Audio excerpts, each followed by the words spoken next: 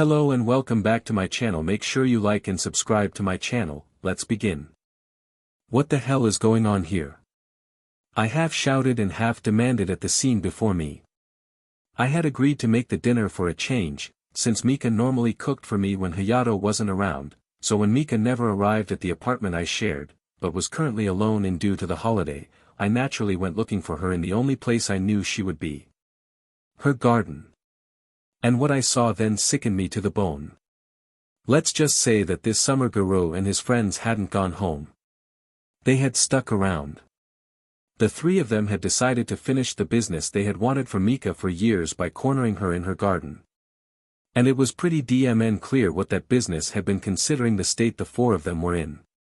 Garo with his outer robe abandoned and his trousers literally down to his ankles. His friends in a similar condition. Mika held down on her knees by Garo's minions, her own robes forcefully torn and ripped to shamelessly expose pale skin and previously unseen flesh.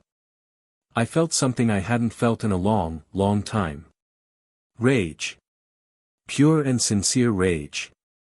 Rage at Garo. Rage at his friends. Rage at myself for not being here sooner. Even rage for my friends for not being here to help me express my rage. Because I DMN well knew what they had been doing to her when I wasn't there, and I certainly knew what would have happened if I hadn't interrupted. Javan. I growled. I think that I wish to commit preordained murder. And I am perfectly fine with doing this. Yup. Javan agreed, voice level and tense. Bust those BSTRDS kneecaps, yeah. Well, look what the cat dragged in. Sneered Garo, pushing aside Mika and rebriefing himself, done with the beautiful girl for the moment. Mark. She said quietly. Shame laced her voice and tainted her slumped posture. Shut up, Beach. Said Minion, just 'cause the boss is done with ya, don't mean I am. I ain't had my chance to have a go with you yet. You're having a go too, huh? I asked brightly, giving him a forced beam. Like you ain't had to turn yourself with the slag. I pushed down the urge to throttle him with my bare hands, because while my anger was hot it couldn't burn these three stupid, arrogant BSTRDS. I didn't want you to find out this way. Mika trailed off. I ignored her, there was more important things to do. Like kicking butt and taking names. No, I haven't. You won't either. I said simply, walking forwards without fear, only rage, towards the three. Then like it was as simple as breathing I pointed two fingers at the chest of Minion 2 and cast. Hado number 4, Byakurai. With ease gained from hours of practice, sparks coated my fingers, then fired forwards as a weak beam, striking the unsuspecting, cocky moron in the chest, throwing him backwards in the process. BSTRD. Screamed the other minion. Garo regarded me with amusement. Looks like Solus had grown some ball. What's wrong? Aren't you going to run away like you always do? Aren't you going to stand there and let me beat the shit out of you like I always do in Hakuta classes? Aren't you scared? Then he smiled and laughed a mocking laugh.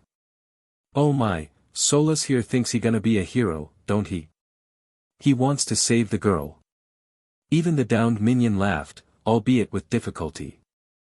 I sent the command to Javan to prepare, and he complied by gathering soul oil for me to convert into usable Ryuryoku. I didn't touch what he was gathering though. No, me and him had planned for this sort of incident. Using power as he provides it is slow acting, leaves me drained quickly and unable to use large amounts of Ryuryoku for Kido unless I take a few seconds to charge up the spell with the oil as he provides it. Instead we came up with an alternate method one day after we had one of our regular spars. He preemptively gathered soul oil and put it aside into a kind of mana pool, one where I could immediately gather power from at any point without him needing to even act. It was useful and limited, but it worked. It's like having an MP bar in an RPG to cast from that regenerates, from Javan's actions, than having to manually wait for the MP to rise before I can use spells. Regardless, I tapped into that mana pool. I looked deep inside and opened an unseen tap, letting a steady drip of power flow. Yeah, I am. I told them plainly, falling into a loose Hakuta stance. Just this once, I'll be a hero. Because I am sick and tired of your shit, Guru. I could deal with you picking on me, but this is too far. I don't care how good at beating me up you are, because I am stubborn as hell, and I will keep getting up to punch you in the groin until you give up because nobody, and I mean nobody, messes with my friends, and nobody sure as hell tries to RPE them. Chill out, said the standing minion as he held Mika's hair in one hand tightly. It's only a girl, man. Well, she's my girl then, you hear me? I growled.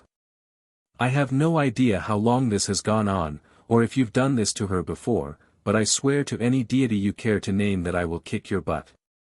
You'll stay the hell away from her. And who's gonna make me, you?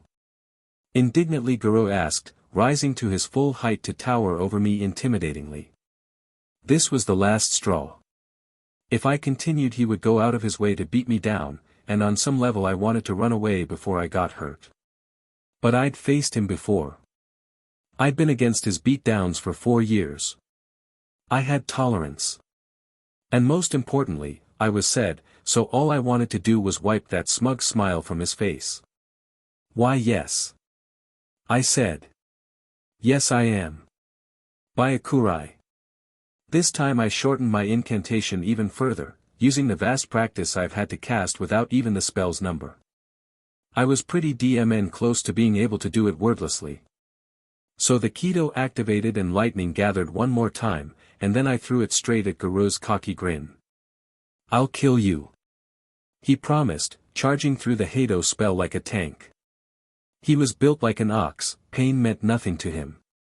He shrugged the attack off like nothing. But that was fine. My blood boiled and my rage was vast. It would be so unsatisfying if he went down so easily. Die you worm. A heavy elbow move, aimed directly at my face because he was already upon me, fast. I knew that attack.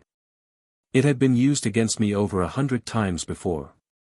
I dodged the attack, sidestepping the move by predicting his attack rather than reacting. Then, as he spun to try and whip his fist into my face, I ducked, and again I tapped into my mana pool for soul oil which I used to form Ryuryoku.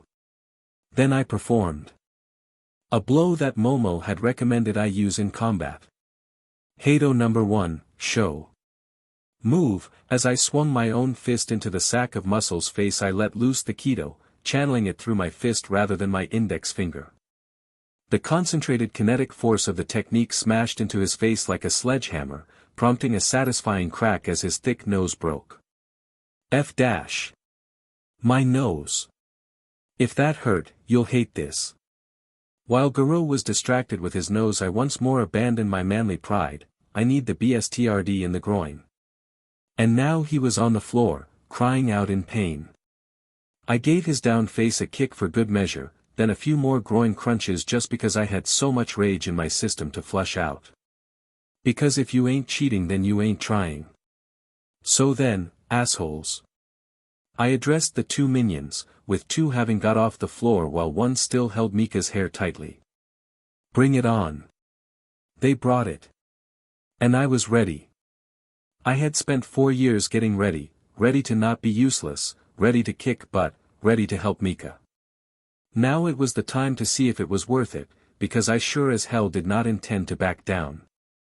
I moved back, away from Guru to get myself space to move and time to prepare for the 2 said Shinigami trainees aiming to break my bones. Disintegrate, you black dog of Rondinini. The unseen tap continued to pour out power in my mind, and I shaped it and formed it. A faint red aura permeated from my clothing and my skin, from the Ryuryoku leaking into the air to activate the binding Kido. Bakudos are harder than Hados. I needed my concentration. Look upon yourself with horror and then claw out your own throat. Minion 1 was nearly here. Perfect. I drew the symbol in the air, letting the red of my aura leave an impression where I drew. Bakudo number 9, Geki.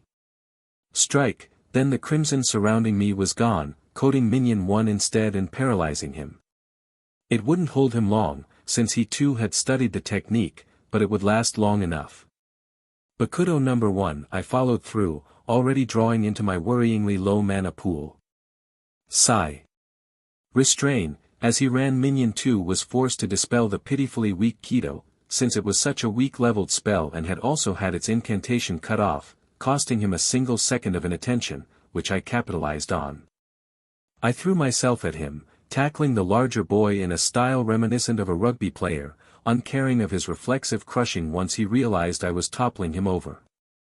Sparks immediately coated my arms, telling him that he had made a mistake since it was never my intention to brawl it out mano a mano. No, this was no spar. I fully intended to abuse the hours of Kido practice I had put it, and used the Kido technique that I had practiced so much in the first-year holiday alone, to ace everyone in our first lesson back. Akimi's expression, that activating it took no chant, only a name and a moment of thought. Suzuri Raiden. My body produced a current, and anything touching me had the current pass on to them. Unlucky Minion 2 was hugging me like a teddy bear and as such underwent the painful act of having an electric shock fry his nerves. Good thing I had used Suzuri Raiden without chant, since while I raged at this student I had no wish to murder him. He lasted 10 seconds of crushing contact before he slumped beneath me, unconscious. Smack. Minion 1 had freed himself from the Kido without me noticing, capitalizing on my lack of attention in enforcing the Kido, and had taken the free pause to position himself to launch a perfect kick against my face. As my head shook I was sure that I could taste blood. I spat it aside and rolled off the body I was positioned on to avoid the second kick. Minion 1 laughed viciously as I was forced to roll on the floor like a dog to avoid all of the kicks he directed against me. Remember Mark, no pride in combat. Reminded Javan. There is only survival, and winning. And I would win, this fight of all fights. Solace. The growl of Garo told me that he had recovered from my sucker punch and was now ready to fight again. I swear I will end you. Mark. Cried Mika, run already. F dash. No. I grit. Enough of this sheet. He needed to go down. I stopped rolling. The foot missed my face by inches, but these inches were close enough that I was able to bite into his sweaty thigh without much effort. Ah! The fucker's biting me. Then, while distracted, I launched another dirty strike, groin shooting him too. Yes, I use the groin shot too often. Yes, even I feel pity. But DMN does it work.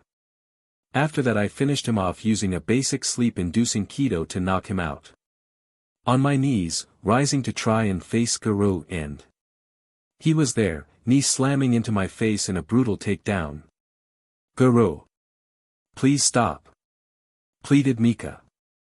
She rose from her kneeling position, showing me the extent which her clothing had been destroyed without any chance of repair. I said I'd do what you want if you left him alone. Well, clearly he didn't get the memo. My eyes were blocked with tears, I couldn't see. A hand latched round my collar. The beefy noble tossed me into a thorn bush, and I winced in pain at the contact. God DMN it, Mark. Have you forgotten our spars already? Get your butt into gear and kick this RPSTS butt. Javan was right, I couldn't afford to let him win. Rarga. I let my rage empower me, to help me ignore how much pain I was actually feeling, and I launched myself at Garo. He blocked me, countering effortlessly, but I didn't give up. I'm stubborn like that. I got up, settled into a loose stance, and attacked again and again. I got into a rhythm, letting him smack me down again and again until I broke the pattern, hitting him with the same technique that sucker punched him in the first DMN place. Show to the arm. I expressed, slamming my palm into Garo's elbow. Like before, the concentrated kinetic energy shot out, though instead of a broken nose Garo was enduring a shattered bone. Gah! He tried to move away, unable to properly fight now that I had surprised him again and taken his arm out of the fight. Show. To the shoulder. No more. Show. To the leg. Stop. Show, to the knee. He can't run now. I give up. I don't care. I told him, did you give up? No, not until UFNG raped my friend, so I'm not stopping until there's blood on the floor. Marcus. Mika's voice broke me out of my blood rage. She placed a hand on my shoulder and pulled me away. Enough is enough. He raped you. And you stopped him. Despite the circumstances and her attire, a true smile came to her face. You actually managed to help me. I did, didn't I? I said rhetorically. I looked down at Garo, crying on the floor as he nursed his broken arm and held his torn thigh. Why was I ever terrified of this BSTRD again? He's as weak as anyone is when he's on the floor with several broken bones. Fine. When your friends wake up, you can go, Garo. Oh thank y dash. Shut up. I gave him one final kick to the groins, as something for him to remember me by and learn from. I don't like you, and I don't ever want to talk to you again. This is over, got it? Whatever your deal with Mika, no matter what you've done to her before, it stops. You go anywhere near Mika and I will know, and I will hunt you down, and this time when I use show it will be on an area of your anatomy that my foot has met many times already, one much more vulnerable than any bones. He crossed his legs in a valiant attempt to stop the phantom and literal pain. So stay out of mine and my friend's way, and if you tell one of the instructors about this then I'll end you. I returned my attention to the important one here, Mika, practically freezing in the early evening chills and in her present condition. Let's go, Mika. XXXXXXXXXX. You don't have to tell me what happened. I told her, now attired in one of my old academy robes and sitting at my apartment's table. You don't have to tell me why you let them use you like that, or if they have done something similar before, because I won't let them do it again, got it? Mika smiled into the hot chocolate I had brewed for her. Yes. I know. For some reason she was dealing with the situation better than I thought she would. How many people get almost, or perhaps even actually, raped and smile happily afterwards? We sunk into an awkward silence, and we each drank our drinks. I desperately tried to ignore the screams of my muscles from the beating I had taken from Garo, because I was far too happy about having stopped him for good and far too set off at him still to be able to deal with the pain. You know, began Mika suddenly. At first I disliked you. I really did. I never showed it, but I detested your presence in my garden. It took me a while to see past the smiles, but I noticed that too. But now, I can honestly say that you are the one person I trust above all else in this world. I can't deny it any longer. You promised that you would help me, and you did. You forced me away from my solitude, you gave me friends, you kept me company in the silence, and you stood between me and Garo more times than I can count. Mika smiled a true smile. I've said this before, but that smile is her one key distinguishing trait, and the only way to describe her honest beam is that it is radiant. Yes, you are the one person in the world whom I respect and need above all others. Now that I know you, I can't imagine a life without you in it. Ah shucks. I muttered bashfully at the girl across the table's praises. Her words mean a lot to me, since the speaker means a lot to me. As such, Mika took a deep breath, preparing herself mentally for what she was going to utter. I have a request for you. I wear masks, Mark, so often that even I don't lower them when I am alone. But just this once, will you stay with me as I take off my mask? Of course. I told the graceful girl. We're friends. We've known each other for 4 years, I don't care if you wear a mask or not, so long as you let me be there beside you. Hang on Javan, did that come out as cheesy as I thought it did? Yes, it did. Yet again Mark, your talent for sappy speeches shines through. Thank you. Mika sat back, then the smile was gone. It was jarring, she always had that aura of happiness surrounding her. That smile was a part of Mika's appearance as great as her robes or her face were. Except here and now she wasn't wearing her robes. She was wearing mine, and that smile had slipped. The empty face looking at me was void, but even so I didn't flinch or do anything stupid like that. God no. I'm not that stupid. Mika trusted me enough to lower her barriers and remove her facade in front of me. I wasn't going to deny the true Mika just because it was different. I have another favor to ask. Mika said blankly, still staring deep into my eyes. Her own were tired, almost dead. I had to wonder just what could happen to make a girl's eyes like that, and just what would make them want to put on a mask for her entire life. Will you listen to a story? It isn't about me or anything, but I would like if you gave me your honest opinion. Sure. I'm listening. There once was a girl. Began Mika, breaking eye contact with me to stare at the nearby wall, as if she was looking at something I couldn't see. She lived in Japan and for the most part she was happy. She lived with her mother at a temple and she was taught the responsibilities of a shrine maiden. She didn't like the jobs she was given when she was young, but she did them with a smile on her face. At a young age she never knew her father and was terribly lonely, because there were no children at the shrine and she was not allowed to leave the shrine. Again, she endured with a smile on her face to hide her sadness. The mother did similar tasks to the girl, though much more important. She told the girl that she was giving people peace and that her job as a priestess was helping many people. In reality she was a con artist. She was a liar and a fake, using her skills at reading people to trick and rob them of their money. With a false mask on her face she would smile at the visitors to her shrine and claim that she could call up the spirits of the dead, or help the people with their problems, but at a cost. It was from her that the girl learned to put on her own masks, to lie to the world and to herself. By now Mika didn't even seem to notice my presence as I listened to her story. Her mind was on other things, no doubt remembering.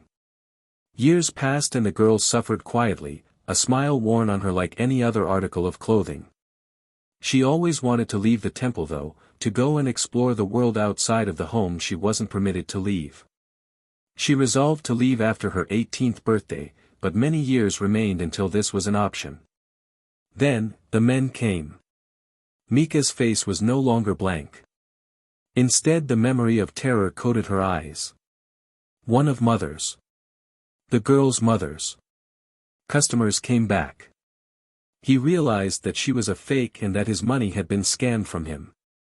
He gathered up many of his peers and marched on the temple, revenge in mind.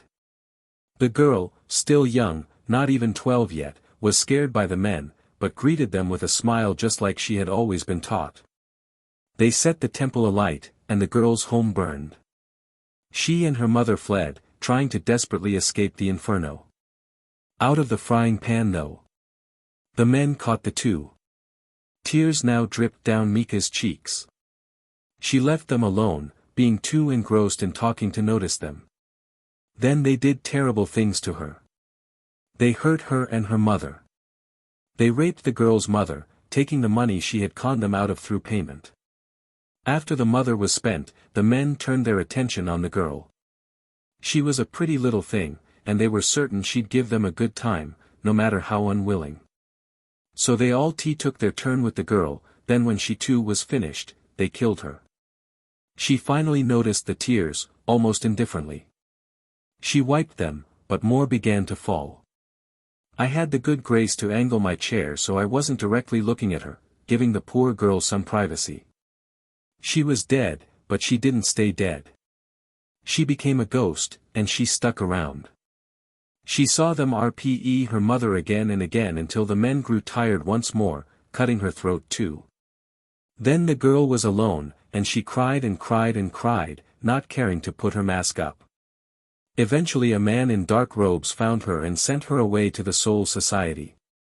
But she didn't want to go. She wanted to stay and see if her murderers were eventually brought to justice or not, or if not to give in to her despair and allow herself to hollow and slay them in return. Instead that choice was taken away from her and she was left in the Rukon district with nothing but her tears and her ignorance concerning her killer's fates. Mika continued talking, getting steadily more vocal as her tale continued. So she tried to survive, alone. She cried and cried and cried until all her tears were gone. For what could be 100 years she stayed there, stealing water to survive, and eventually began pilfering food too once her hunger returned. Then, at long last, she came to a realization once she saw another black-robed man. She would become a Shinigami. They could go to the human world. If she became one, she could discover her murderers' fates and punish them with her own two hands if they hadn't. So she put on her mask, for good this time, and marched to the Siratii. It took much time to do so, and she faced much danger along the way. But she got there, and she tried to enroll at the academy. She failed again and again to get in, but she was able to ask them about the human world and was told that her age had gone, that those men that had murdered her was most definitely dead by this point in time. The girl didn't know what to think. Her purpose for fighting on had left her, and she was left with nothing more to struggle for, no purpose. But she kept fighting, training. She got accepted into the academy. She decided that she would become a Shinigami anyway and try and stop any other incidents like what happened to her from affecting others, as a way to remember what had been done to her. And now Mika was hiccuping, her sobbing only escalated. Then she learned something. As a soul gets stronger, their memories fade. Perhaps the memories are used as fuel as a Shinigami grows in power. Normal Rukon souls were too weak to lose their memories, but now that the girl was becoming a Shinigami, she had doubts. If she continued, she would probably lose her memories if she grew to a strong enough level. She would lose not only her home, her mother, her purity and childish innocence, her reason to fight and more, but would even have the memory of that suffering stolen from her. Mika shoved her chair aside in anger, and smashed another chair with one of her kicks with how distressed she was. Her memories, all she had left, would be robbed, leaving her truly alone. So tell me, Mark, just what would you tell that girl to do? Just what choice would you say would help her? Should she fight on, discard the old and pained person she had once been, or turn back to be content that at least she could remember her losses, that the crime that had been committed upon herself and her mother was not forgotten? Mika pushed the table aside in a display of Shinigami strength that always reminded me of just how squishy I as a person am. Hot chocolate spilled onto the floor, dyeing the ground like brown blood. She stormed up to me and pointed at me accusingly, as if I had all the answers. I didn't. So tell me what that girl should do. I could see underneath the underneath. I am not stupid. Only an idiot wouldn't realize that the girl in the story was Mika and that she was asking me, the person she previously mentioned she trusted the most, for help. But I didn't know how I could help. I didn't have the answers. For God's sake, interjected Javan. Just use your talk no jutsu. Anything is better than nothing. While the unmasked girl in front of me vented, sobbing out years of repressed worries, I did the only thing I could do. I wrapped my arms around her and hugged her tight, because when there's a crying girl that's what you do. You comfort them. And quite honestly, Mika looked like she needed a hug. I held her for a few moments until she finally gave into the hug, burying her face into my shoulder to soak my clothes. Then I spoke, to try and give an answer that was worthy of the trust that Mika had put in me. Mika. I can't claim to know the future. An ironic comment, I know. I can't say that I know what will someday happen, or that I know what the best choice of actions is. Maybe the girl should press on. Maybe those tears and that heartache isn't worth it, and the girl should try to move on and find new happiness. Or perhaps that is bullshit, and she should leave the academy. If the memory of the crime remains, then that means that evidence of your struggle survives, they didn't truly get away with it. The girl would know what had happened, and the men would be judged by her alone. I rubbed Mika's back reassuringly. Either way, the girl was wrong about one thing. Because the girl wasn't alone. She has me. And she has her friends. And regardless of which path she chose, if she became a Shinigami or not, the one thing that I can promise is that the memory of the crime would never be forgotten, for I would remember it. Always. I'll carry the burden of that girl's memories, of your sorrow, and I'll keep it as my own. If you forget, I'll remember in your place. If you lose that purpose, then I'll remind you, or carry it out myself.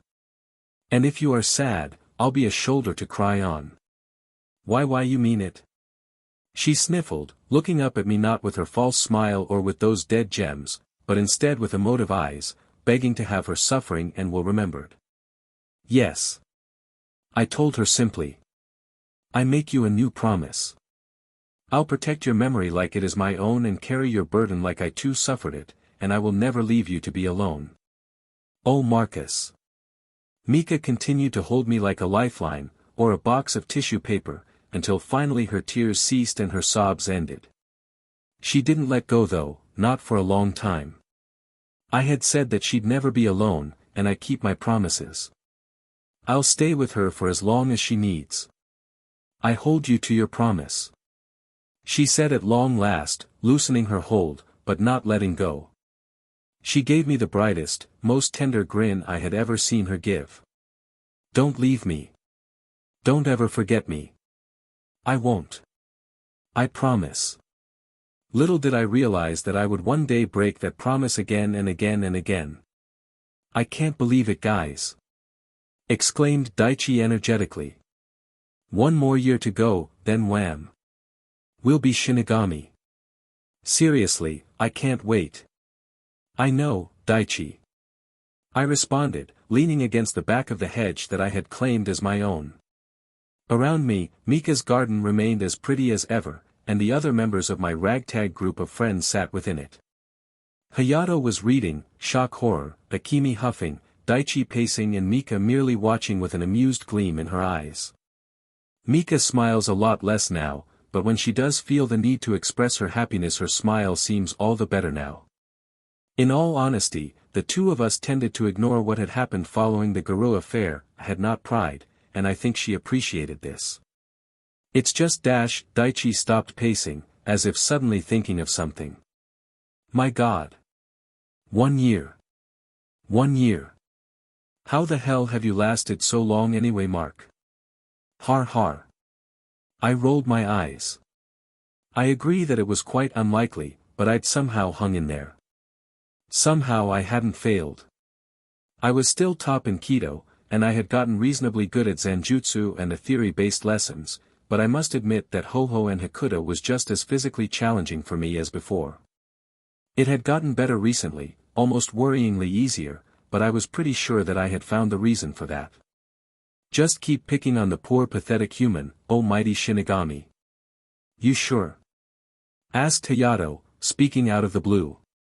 What did you mean? By now, are you? Hayato said. What else, idiot? Stated Akemi, falling into her default insult. Aging. Oh yeah. That. It had been a slow process, but maybe I'm not quite as 100% living as I had been once. I did tell you what Captain Unohana said about how slowly but surely the physical matter is being replaced in my body, so it's not surprising that my body clock is slowing down. I remarked.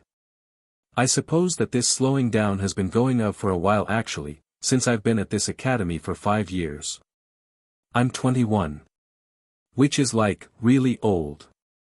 But when I look in the mirror, I don't appear 21. A bit older certainly, harder perhaps, but not really changed. I don't feel any different either. Well, at least I don't have to worry about you dying too soon, at least. The noble-born woman huffed. Why Nishisaka, it almost sounds like you care for Marcus. Mika said teasingly with a smile in her eyes. Shut up, Ikeda. The redhead flushed and pointed her finger accusingly. I don't. Plus, you can hardly say anything, shameless woman. My. Mika put a hand up to cover her smirk. Are you jealous of my close friendship with Marcus? Lucky BSTRD. Muttered Daichi from his corner. Of course not. Stormed Akemi. So be silent, you plebeian, you. Excellent vocabulary. Have you been practicing? All my hate. Hissed Akemi, all of it. The two of them act like they hate each other, and it's quite funny seeing the two of them always taking digs from the other, but I like to think that they're friends down inside. Deep down. Or at least friendly rivals. Maybe just rivals. Not enemies at least. Face it, when those two are together, it's like putting the tiger and dragon in the same room together. Come now, we're all friends here. Mika gestured round. I'm just here because it's quiet. She instinctively responded. Yeah. Of course. The four of us responded in sync. Because seriously, it's amazing just how she's still denying that we're friends after all the time we've spent hanging out with each other. When you know someone for nearly a quarter of your life, for me at least 5 years is forever, it's hard to just pretend to be acquaintances. Still, I'm just glad that we're all together this summer. I mused, quickly changing topics. Normally Daichi and Hayato are at the Rukon district and Akimi's back with her family, so this is the first time we've all been together for some free time. I know, right? Daichi grinned. We could go back to the district whenever we want, and this is the last time we'll have to really spend together. Next year is our last one, then after that we'll go to our respective squads, so let's have a fun time, K. Oomph. Well, I for one couldn't just allow Ikeda and Solus to be alone for the summer. Mentioned the girl aloofly. Who knows what trouble you would get into? Again, jealous? Smiled Mika. And no. She denied. Lucky BSTRD. Daichi's grumbles had reverted to quiet sobbing. Hayato was merely ignoring the crying boy next to him. 2 of M.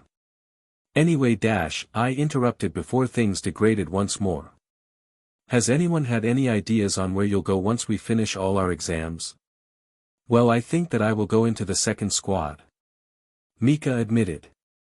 I have always been quite fast, and my ho-ho is one of my better subjects. Plus, I think the masks are kind of cool. And I'll be going to the most noble of divisions, the one and only Sixth squad. We know. Daichi deadpanned. You've said 1,000,000 times about how you and all the other nobles with sticks up their butts are going there to nose up to the pretty boy captain. Sounds like someone has a grudge. No male has the right to be that pretty. Declared Daichi. He is my eternal rival in love, for he dares steal all the pretty and refined women. You'll be going to the 5th squad, right Mark? Mika inquired, cutting the male off. Indeed. My butt is their property, so that's my guaranteed location. Akimi scowled at me. Have you ever considered being less crude? Not really. I admitted. Life is too short, and I have my friends besides me. Excuse the power of friendship speech, but if I can't be myself to you lot, who would I take my mask off to? Now you are just being overly dramatic, right Hayato? The book lover merely shrugged at the scarf wearer's comment. I smirked.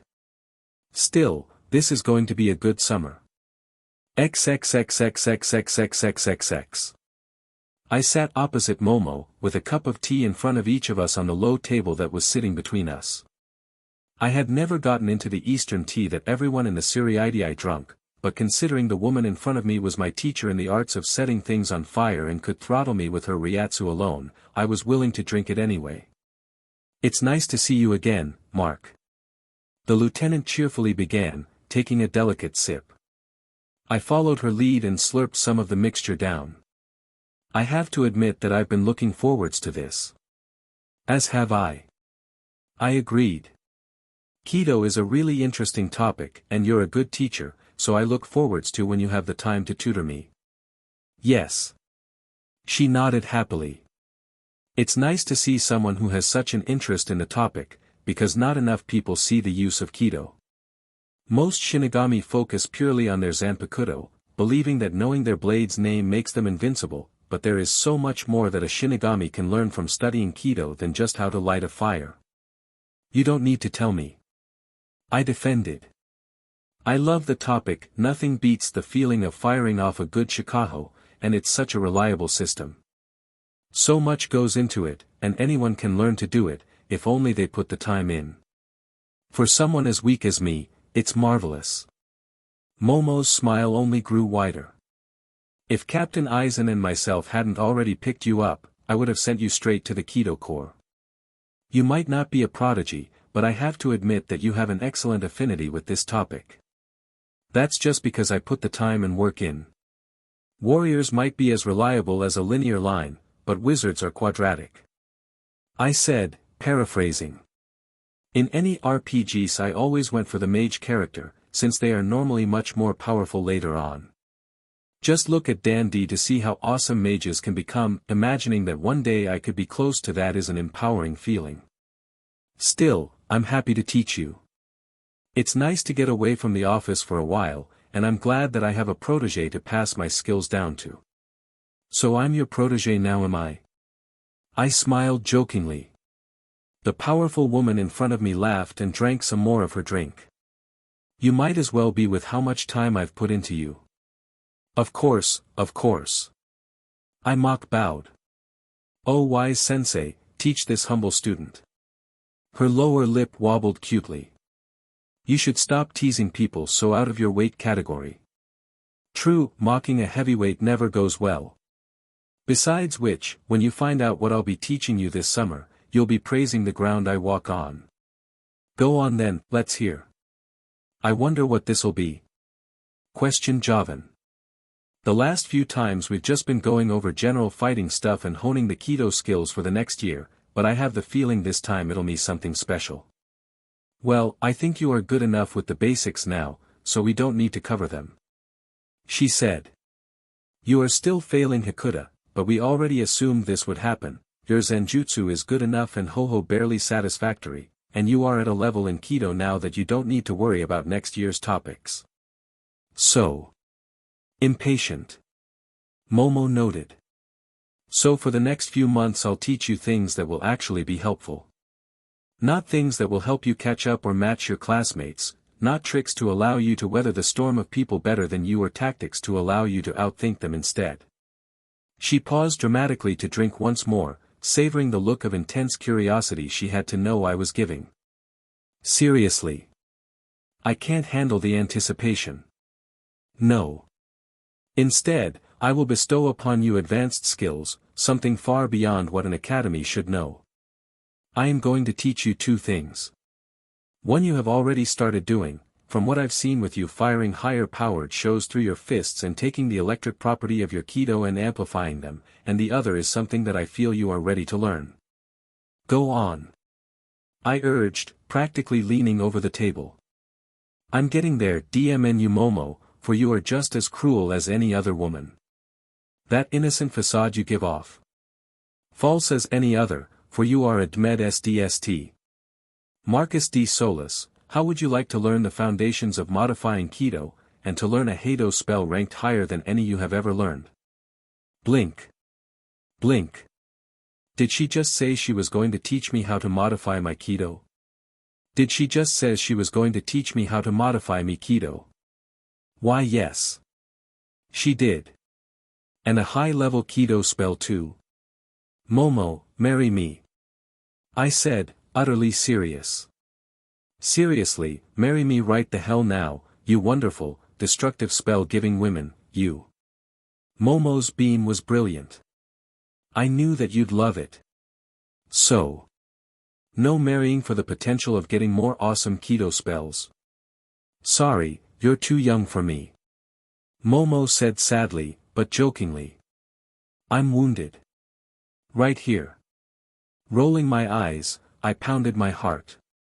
No waifu for me now. Now, do you want to keep flirting with me or do you want to learn how to set things on fire? Obvious choice. The latter, please. XXXXXXXXXX. Learn destructive techniques, she said. I muttered, dragging myself away from the Kido range Momo's latest lesson had been held at. It's easy and simple and painless, she says. I wince at the hastily healed burn wound on my shoulder. Painless my butt. I stopped walking as I saw a figure I knew out the corner of my eye. The school was mostly empty this year. Guru was smart enough to go home this holiday, med BSTRD, so there was only one person I knew who would be in the meditation garden. I ducked my head in to see how progress was, when I saw something shift within my field of vision. Hayato's eyes opened slowly as he rose to his feet, sheathing his Zanpakuto to his side as he did so, for by this point in time, all students aside from me had been given as Asachi. Evening. I greeted. Hayato blinked questioningly, then returned my greeting with a quiet nod. So how's the training going? I asked, genuinely curious. Recently Hayato had begun working on his own brand of Shinigami training, and due to its nature only I knew of what he was actually doing. He briefly tugged out his blade and pointed to the pommel of the weapon, now a light aqua color. It wasn't previously. I smirked in happiness. You sly devil you've nailed it, haven't you? Maybe. Hayato. I shouted in happiness, marching forwards and seizing him in a tight, totally heterosexual bro hug. And you thought you could get away with not telling me you were so close? Hayato notably tensed. Please stop hugging me. Nope. We're friends, therefore in this situation I am obliged to give you totally not gay hugs in response to you not informing me sooner. The boy smaller yet older than me blinked. Just done it now. Well then congratulations. I stated. You awesome person you did it. For this I must continue to hug you. Please let go. Only if you agree to show it off during our practical exam next year. After all the work and secrecy, you're going to DMN well get the recognition you deserve. Okay. Fine. I let him go. XXXXXXXXXX. The sword lunged straight towards my throat. I only just managed to see the blade move, and I didn't even bother moving. My foe was too fast, and he holds nothing back. Every advantage was taken, any opening obtainable, and all weaknesses exploited. Instead, I threw myself back, and I felt the liquid of the floor seep through my clothing. Ignoring it, I rolled, avoiding another move, and I cut wildly with my Zanpakuto, buying precious moments while my foe jumped the cut aimed at his legs. I staggered back to my feet, heart racing, and lunged. No hesitation could be accepted against this opponent, since he would DMN right disrupt me at every chance if I allowed him to. There. A single opening as he landed, his sword slightly out of place. We'd fought so many times I knew his sword stance off by heart. My foe used a merciless style, the sole of purpose behind it to overwhelming and utterly destroy any holes left in the foe's defense due to his relentless assault. It was risky and if his stride was broken he could be caught off guard, but in general it was difficult fighting him. Still, an opening. I moved straight for his chest, both hands gripping my weapon, expecting him to block. As our steel clashed, I pushed, forcing him to contend with keeping my weapon at bay. He was stronger than me though, even with 5 years of exercise and training, I was still outclassed by him. Stronger and faster, but compared to everyone else these growths mean nothing. I only needed to occupy him for the moment.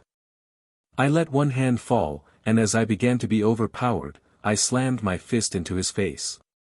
The moment ended, and we disengaged. I smiled, I got a hit in. It felt wonderful. Bang! I woke to a blinding headache, waking up once more to look at the sky of my inner world while Javan loomed over me, his sword in hand. It was no Zanpakuto, but was still impressive. Thin and hard, it was not a thing of curves, with the metal of the edge itself being almost rectangular, ending in 2 right angles of razor-cutting metal. You handed my butt to me while I was still internally patting myself on the back after getting a hit in, didn't you? Yup. Javan smirked and offered a hand to me. Wincing, I took it and allowed myself to be pulled to my feet. Really, you should know by now that any good fighter can ignore being decked in the face and immediately lash out. Yeah. I rolled my eyes. Another spar. I'm feeling lucky today. Sure, though the fact that I'm looking forwards to beating you black and blue probably isn't very promising. Shut up and start trying to stab me. I taunted. He did. I wish he hadn't. XXXXXXXXXX. Keto is the demon way. Explained Momo, as she nibbled on one of the cookies she had made. While the cookies looked nice, and I knew Momo was good at making baked goods, I was far too creeped out to take one. While it might be fun to nibble on a fully iced rendition of Captain Aizen to her, it just feels really weird to me, like he's going to be counting all the times I desecrated his image and will get his revenge in sword cuts once he goes all badass evil mode. Go on. Take Ze Cookies. You know you want one. Join the dark side, we have disposable mooks and cookies. How did I know that you'd take this chance to make a dark side cookie joke? Javan whistled innocently. While some of what this means is covered in lessons, normally the fundamentals are left out, as you can already tell from some of our lessons. All people need to do to use Keto is to say the chant, gather the appropriate amount of Ryuryoku and release it in the correct way. This is all a military organization needs to train its troops to do. A soldier needs to be able to fire and maintain his gun, but has no need to build one. I agree. Momo cheerfully nibbles on Aizen's left ear. That sounds so amusing out of context. But why do we say those lines? Why those words in particular? How did people choose them, pick the image and channeling method? All these questions and more are answered within the topic of Keto creation, though since I'm only giving an intro course into modifying them we can be a bit briefer. Ugh, sensei. I groaned. Stop taking after your captain and being dramatic and get on with it. It's like you're dangling a tasty morsel in front of me but not letting me eat. Momo shrugged. You have to admit, Aizen's dramatic flair is good. True. I could certainly imagine him delivering an evil monologue about his plan. I told her straight, not actually saying that he actually does give one. Several times. The Dmed Ham. Hee hee. An evil Captain Aizen. Don't be silly. That would never happen. Momo says full-heartedly. I didn't have the heart or stupidity to tell her how wrong and ironic that statement was. Anyway, I guess I can start explaining now. All the spiritual arts are based around willpower and belief, desiring for things to occur. We as Shinigami will the world to change, will for our blades to modify themselves to reflect our souls, we will that we travel faster than is physically possible, and we will for our Ryuryoku to form Keto spells. Nom nom nom. I gave into temptation and ate a cookie. Happy now? Very. Oh yeah, in the middle of a lecture. Cool Keto stuff. Willing reality to change, that stuff. Honestly though, a DMN good, concentrate DMN IT. Keto spells are formed from shaping Ryuryoku into different ways, and willing the energy to change and adapt to create phenomena. Once Shinigami did not have Keto but instead manipulated their Ryuryoku directly, becoming adept over centuries at making it set alight or carry charge. It was studying how this happens that formally began the art of Keto. So I kinda get that Reshi compounds are easier to modify, and Ryuryoku is no different, so I can believe that it's our desire to make a freakin' fireball that actually causes it to form. Aha. She nodded agreeably. The cause and effect sort of interlinks. It's this pure desire for the Ryuryoku to change that allows us to make spells. I could go into detail on this, but basically the incantations within Keto are commands for the Ryuryoku to follow. For thousands of years holy men, priests, and all types of wise men have used chants to focus their belief, to bring them closer to their gods, and help them perform their spiritual cures. We are no different. Crunch. Aizen's head is now irreparably dead now. In short, it's the chants that help the Shinigami focus and make the spell work. Exactly. There are words and phrases that naturally help an individual focus and shape a spell into its correct form, and the spells taught today are those whose incantations have been tested to be the ones to get the best results from Shinigami. But these words aren't set, though some of them are integral to the makeup of the spell. Like, Shikaho and Sokatsui are both very similar Keto spells, being around the same power level and both utilizing fire, but Shikaho includes Mask of Blood and Flesh, whereas Sokatsui instead has mask of flesh and bone. I blinked. Hang on, there's a correlation between the two. They both include mask and flesh. Go on. Momo encouraged tentatively. I pondered for a moment, thinking through my answer. If there are definitely words that make it easier to focus and shape Kido, then obviously there are words that are better for shaping different types of spells. A word that helps form an offensive fire Kido might not be effective in shaping a defensive Bakudo spell. So those words probably help shape the same thing. So maybe flesh is fire related?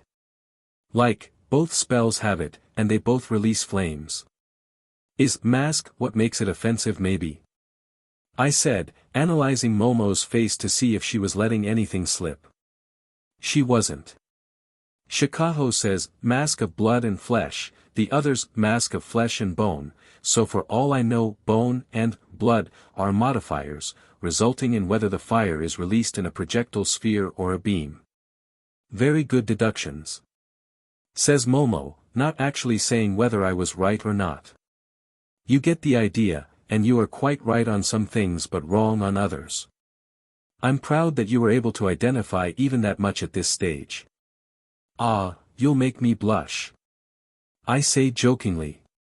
Ignoring me, she carries on.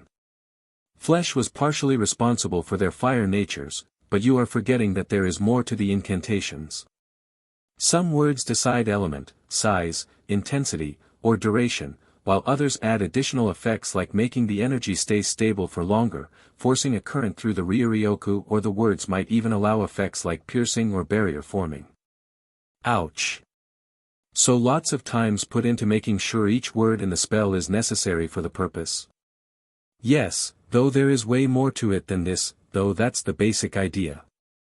More rules come into play later. Momo's face fell for the first time, and she shook, staring into the distance, as if she was looking beyond me into something that happened long, long ago. Oh, so many rules. Then the moment was over. Rules. Like how some phrases determine the level of the spell, and how some words have different effects depending on spell levels, or how we have to put filler words in so it makes some level of sense so Shinigami don't feel stupid saying it and affect their focus, then there are.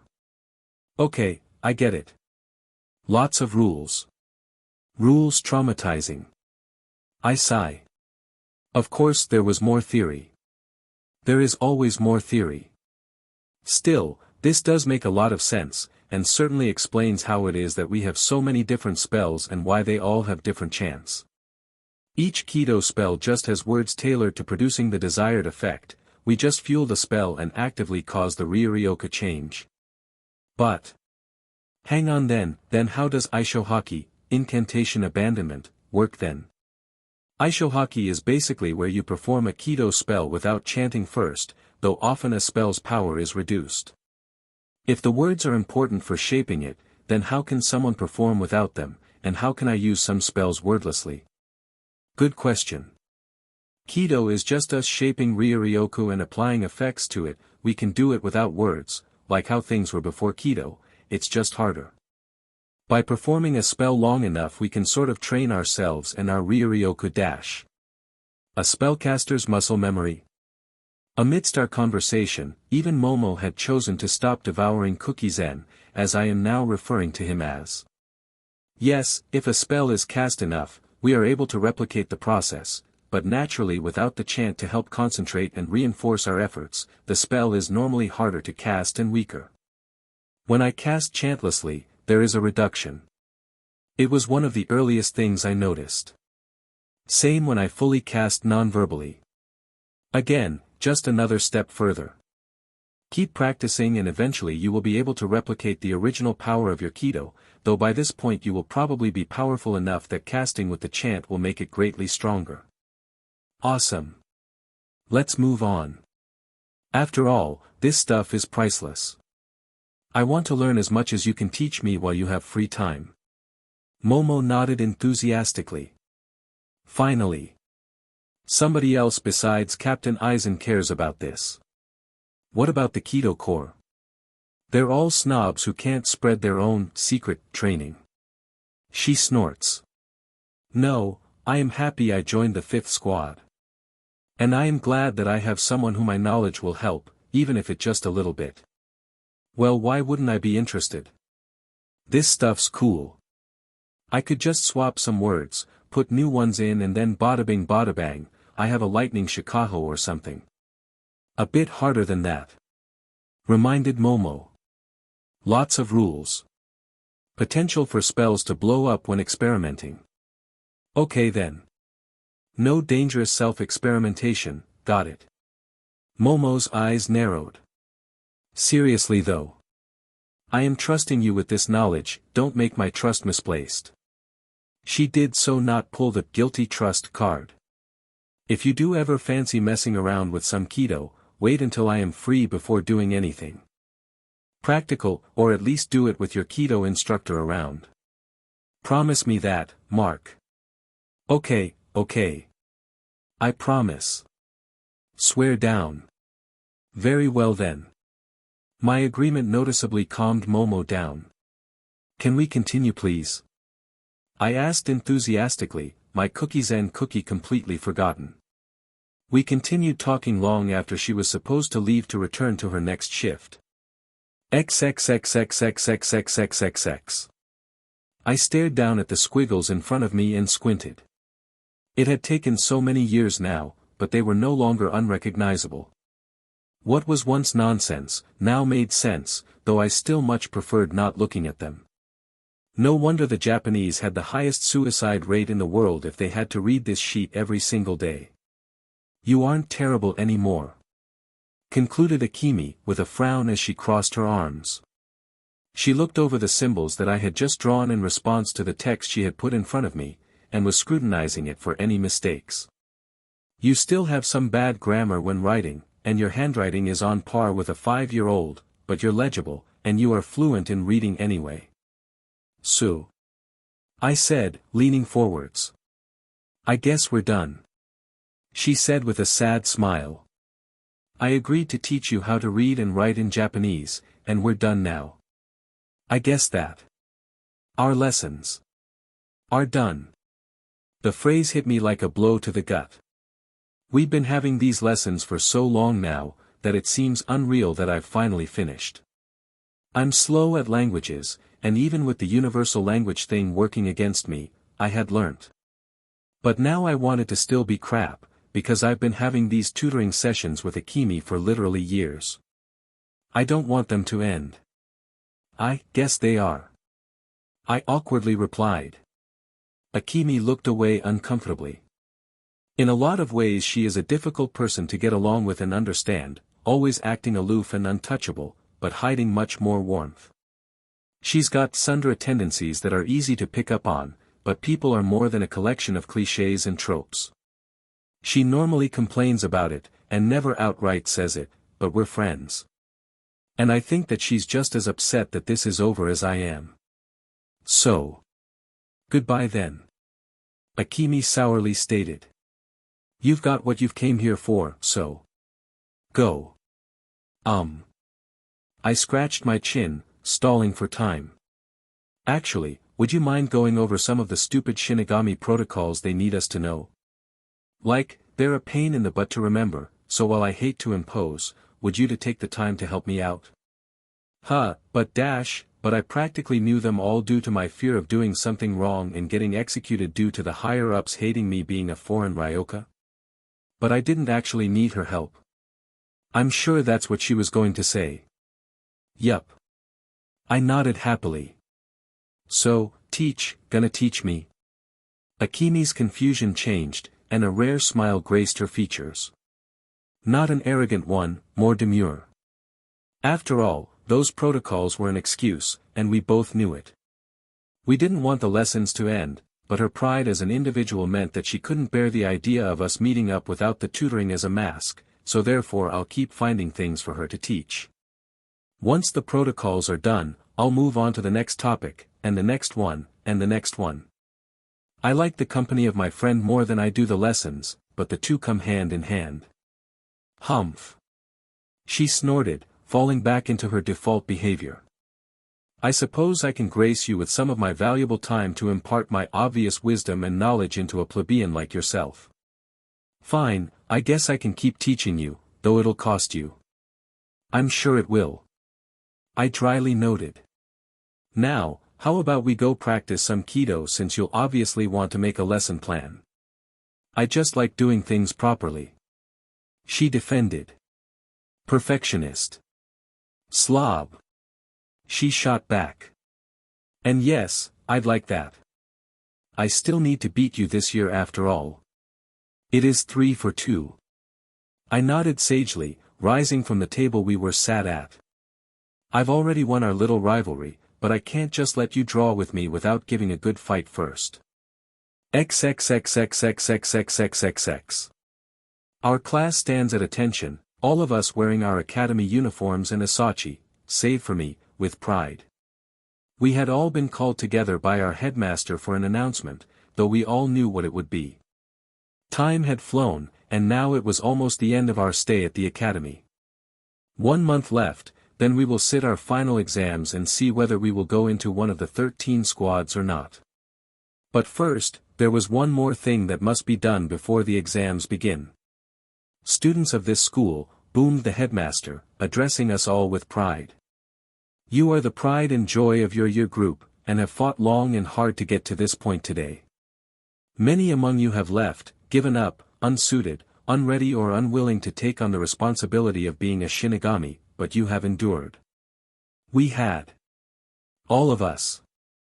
I myself thought back to my early days at this school, when being in a fictional world was still new and exciting, when things had seemed oh so daunting. It had seemed like I would never be as strong as anyone else, that I was too weak, too slow and utterly inept to ever do a single thing. I had nearly given up and broken down, if it hadn't been for Mika. Reflexively, I looked to her and saw her already looking back at me with a smile. Yes, I had her and all my friends to thank for being where I was today. Mika was my constant, a good friend. Daichi raised my spirits, and was the friend I needed. Hayato was the friend I wanted, who was always there in the background, even if words were never exchanged. Hell, Akemi and our rivalry pushed me on and energized me, while our lessons brought me up to speed with kanji. I could even include Kasumi, that nurse I always see once or twice a year, since she always raises my spirits too. Even so, we had all suffered and endured much to get here. Cough, cough, Kenpachi Zaraki Dojo incident, cough cough. Yes, you were strong, and soon you will be rewarded for your efforts. The man continued. But first, you will prove your practical skills. A Shinigami is not all about book smarts or training, his worth is found on the battlefield. In a week's time you will all be sent for a preemptive test to the human world. In this practical exam you will show the skills you have learnt and your adaptability in tracking down and slaying several hollow replicas, and should you fail then you will clearly never be ready to be a Shinigami, and will not sit the final exams. We all gulped and began. Chattering amongst each other, panic and worry in our tones, none of us wanted to flunk out this near to the final goal. Silence. He commanded. This is tradition, and you will uphold it. This exam will happen, and if you want to continue you will complete it. Prepare for it while you still can, and form a group of 5 that you wish to work with for the duration of the exam, people you trust with your back and your life. I glanced to my friends and they looked at each other in turn. It was clear already. Me and Mika would definitely be together, Daichi and Hayato, together, would add to the group and Akemi would inevitably grumble but tag along with some flimsy excuse when really she just doesn't want to say that she'd rather we not be hurt without her genius self being there to bail us out. And remember, class. Throughout the exam, and your life as a Shinigami, you must always uphold your principles and your values. Do not seek beauty in battle, nor seek virtue in death. It is not there. No, don't make the mistake of only considering your own life either. To be a Shinigami is to protect the living and the dead, and so if you are to protect that which you must protect. Slice the enemy you must defeat from behind. Pride is meaningless, as you will someday learn. Fight with these values and I will be proud to see you graduate. Dismissed. Accompanied by an anxious uproar as students immediately began to talk, I began to stroll towards the green garden, our regular hangout spot, and the others followed. XXXXXXXXXXX. Time had passed, but fate was eternal. Fate was untouchable. Time was a currency that she would never run out of, and she could be patient. She had waited and waited, locking in on the error she had cornered before. Now she had found it. The error. She had watched it. Studied it. Not a big error, she had faced worse. Its actual potential to warp and distort the world was less potent than those she had squashed, in other words. Alas, she was fate, her system was to be untouched, with few exceptions, and so the error must be deleted. Now was the time to act. The error was leaving its hiding hole, where there was little fate could do to end the error when the agents she had manipulated to try and kill him in a heat of anger failed. That attempt failed. The error was more resourceful, stubborn and confident than she had assumed. So this time, the agent of destruction she would use to crush the error would not be defeatable. She had been biding her time for a while, and now she would use her influence. By her hands causality spun and weaved. People acted in certain ways, powerless to her influence and whispers. Monsters woke up and gathered, and an idea was planted in their minds. A single week. Then even the stubborn, yet weak, error would die.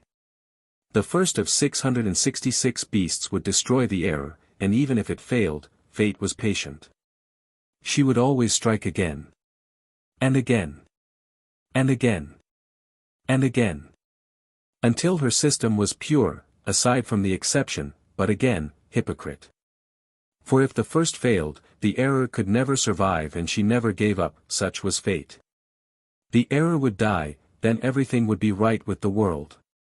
It was with reluctant steps that I walked into the main entrance of the 12th squad, entering through the main door with caution equaling that of a tomb raider first entering a bubé-trapped pyramid.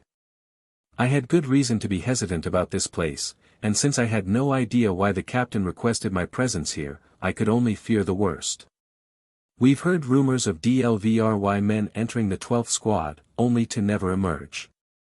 No fast food company is stupid enough to serve the 12th anymore, and the pizza industry is likely to never recover. There are more missing cases as a result of Mayuri in a year than there are for any other cause. Warned Javan ominously, slight traces of teasing in his tone. I guess I'll just be cautious, do what's needed, then get the hell out of Dodge and get my second squad stalker to take me back to the academy. Hello? Anyone in here? I voiced loudly, analyzing the settings of the reception area I had walked into. There was nobody at the desk, so I took a seat at one of the chairs that suspiciously looked like the sort of one you'd find in a hospital waiting room. After a few minutes, the form of Nimue entered from a side door and bowed deeply upon seeing me. Apologies for the wait and lack of appropriate greeter. Today has unfortunately been a rather busy day for the division. From out of sight I could hear the sudden sound of an explosion echo through the building, followed by what sounded like desperate screams for help accompanied by mad laughter. Just ignore it, Marcus. It ain't your business. I kept telling myself, mostly so I would never get involved with it. Master Mayuri has told me to inform you that he is too busy to deal with a moronic fool like yourself, and that I shall instead be fulfilling what he had been assigned to do instead. Explained the emotionless girl. I should probably thank my lucky stars Mayuri had sent her to do his dirty work, mostly since I wouldn't have to deal with him. Thanks. I said. So why was I called out here? It was pain getting all the way over here by tag-along Shunpa. Stupid Siriidii for being so frigging large that it would take me forever to get anywhere. Master Mayuri was commissioned to make something by Captain Aizen. Nimue promptly reached into her uniform and pulled out a cardboard box decorated with a chibi Mayuri's face, while emblazoned in bold, friendly text read, Mayuri approved. Taking my cue from the quiet girl, I took the box and opened it, pulling out its contents. It's a phone. I noted, flicking the black, foldable device open and stared critically at it.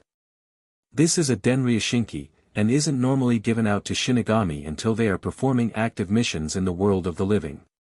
Nimue lectured impassively. Due to your circumstances though, it has been determined that you will benefit from receiving one early. It's probably bugged. Figured Javan with a knowing ahu. Like Ichigo's badge. They probably modified it to track you or something. And if it ever goes offline they know I'm deserting or something. I agreed with Javan's sound commentary. Even if there was another purpose to it, with Mayuri having made it, it was guaranteed to have tracking, self-destruct and spying capabilities. And that's just the minimum without me getting paranoid. So what does it do, aside from the regular? Nimue tilted her head. Slightly. Very simple. In the words of Master Mayuri, it's so simple even a plebeian like you could understand it. Thanks. I answered dryly. It appeared the captain didn't even need to be in the room to insult my intelligence. Firstly, it will mostly serve as a translator. Despite recognizing the writing, you display no verbal ability concerning the Japanese language. This device will convert what you say to the selected language, and will display translations directly to your ears for what is said around you. That's actually pretty useful. I noted. Indeed. This translation tool is normally downloaded by Shinigami venturing on missions outside of Japan. The second thing, which makes this Denryashinki unique, is its spatial composition engine. Due to your spiritual nature including an abnormal ratio of physical and spiritual matter, in the future when your spiritual matter begins eclipsing your physical matter you will begin to display more Shinigami-like behavior, but the effect is lessened. Which means? I prompted. Eventually your spiritual matter will eclipse your physical matter, therefore it is hypothesis that unlike normally how a human would perceive you as you are due to being mostly human, they will eventually come to see you as a blur due to not having enough spiritual nature to result in them seeing straight through you. This device calibrates you, for lack of a better term. It coats you in a resonating field of differentiating frequency that dash. In plain and simple English, please. I begged, not in the mood to have to puzzle out science. I couldn't afford to waste time today, me and the others were doing some last-minute practice before the test in the world of the living tomorrow. It lets you toggle between being perceived as a Shinigami or a human. Why didn't you say that in the first place? Confused blink. I did. Never mind. I shook my head. I assume there is a charger and instructions in the box. Correct. She nodded in affirmation. And is there anything else you need? Master Mayuri did ask me to request your presence for an experiment. Bang! Another loud explosion sounded, this time being loud and powerful enough that a glass on the table was knocked over.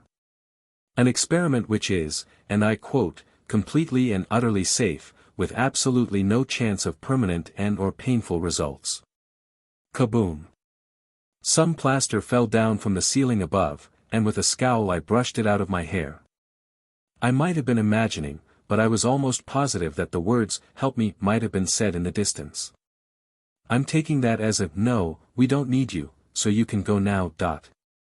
I told Nimue with a deadpan, before turning around and flat out sprinting to the exit before she could further press the point.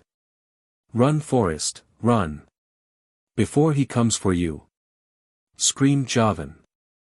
Also, put those years of Shunpa lessons to good use. Shut up. Javan. I said for what was likely the 1000th time. XXXXXXXXXX. I knew I should have been resting. The test was tomorrow, yet I couldn't sleep. Instead I just kept tossing and turning in my bed, unable to nod off as my mind plagued me with thoughts of the next day.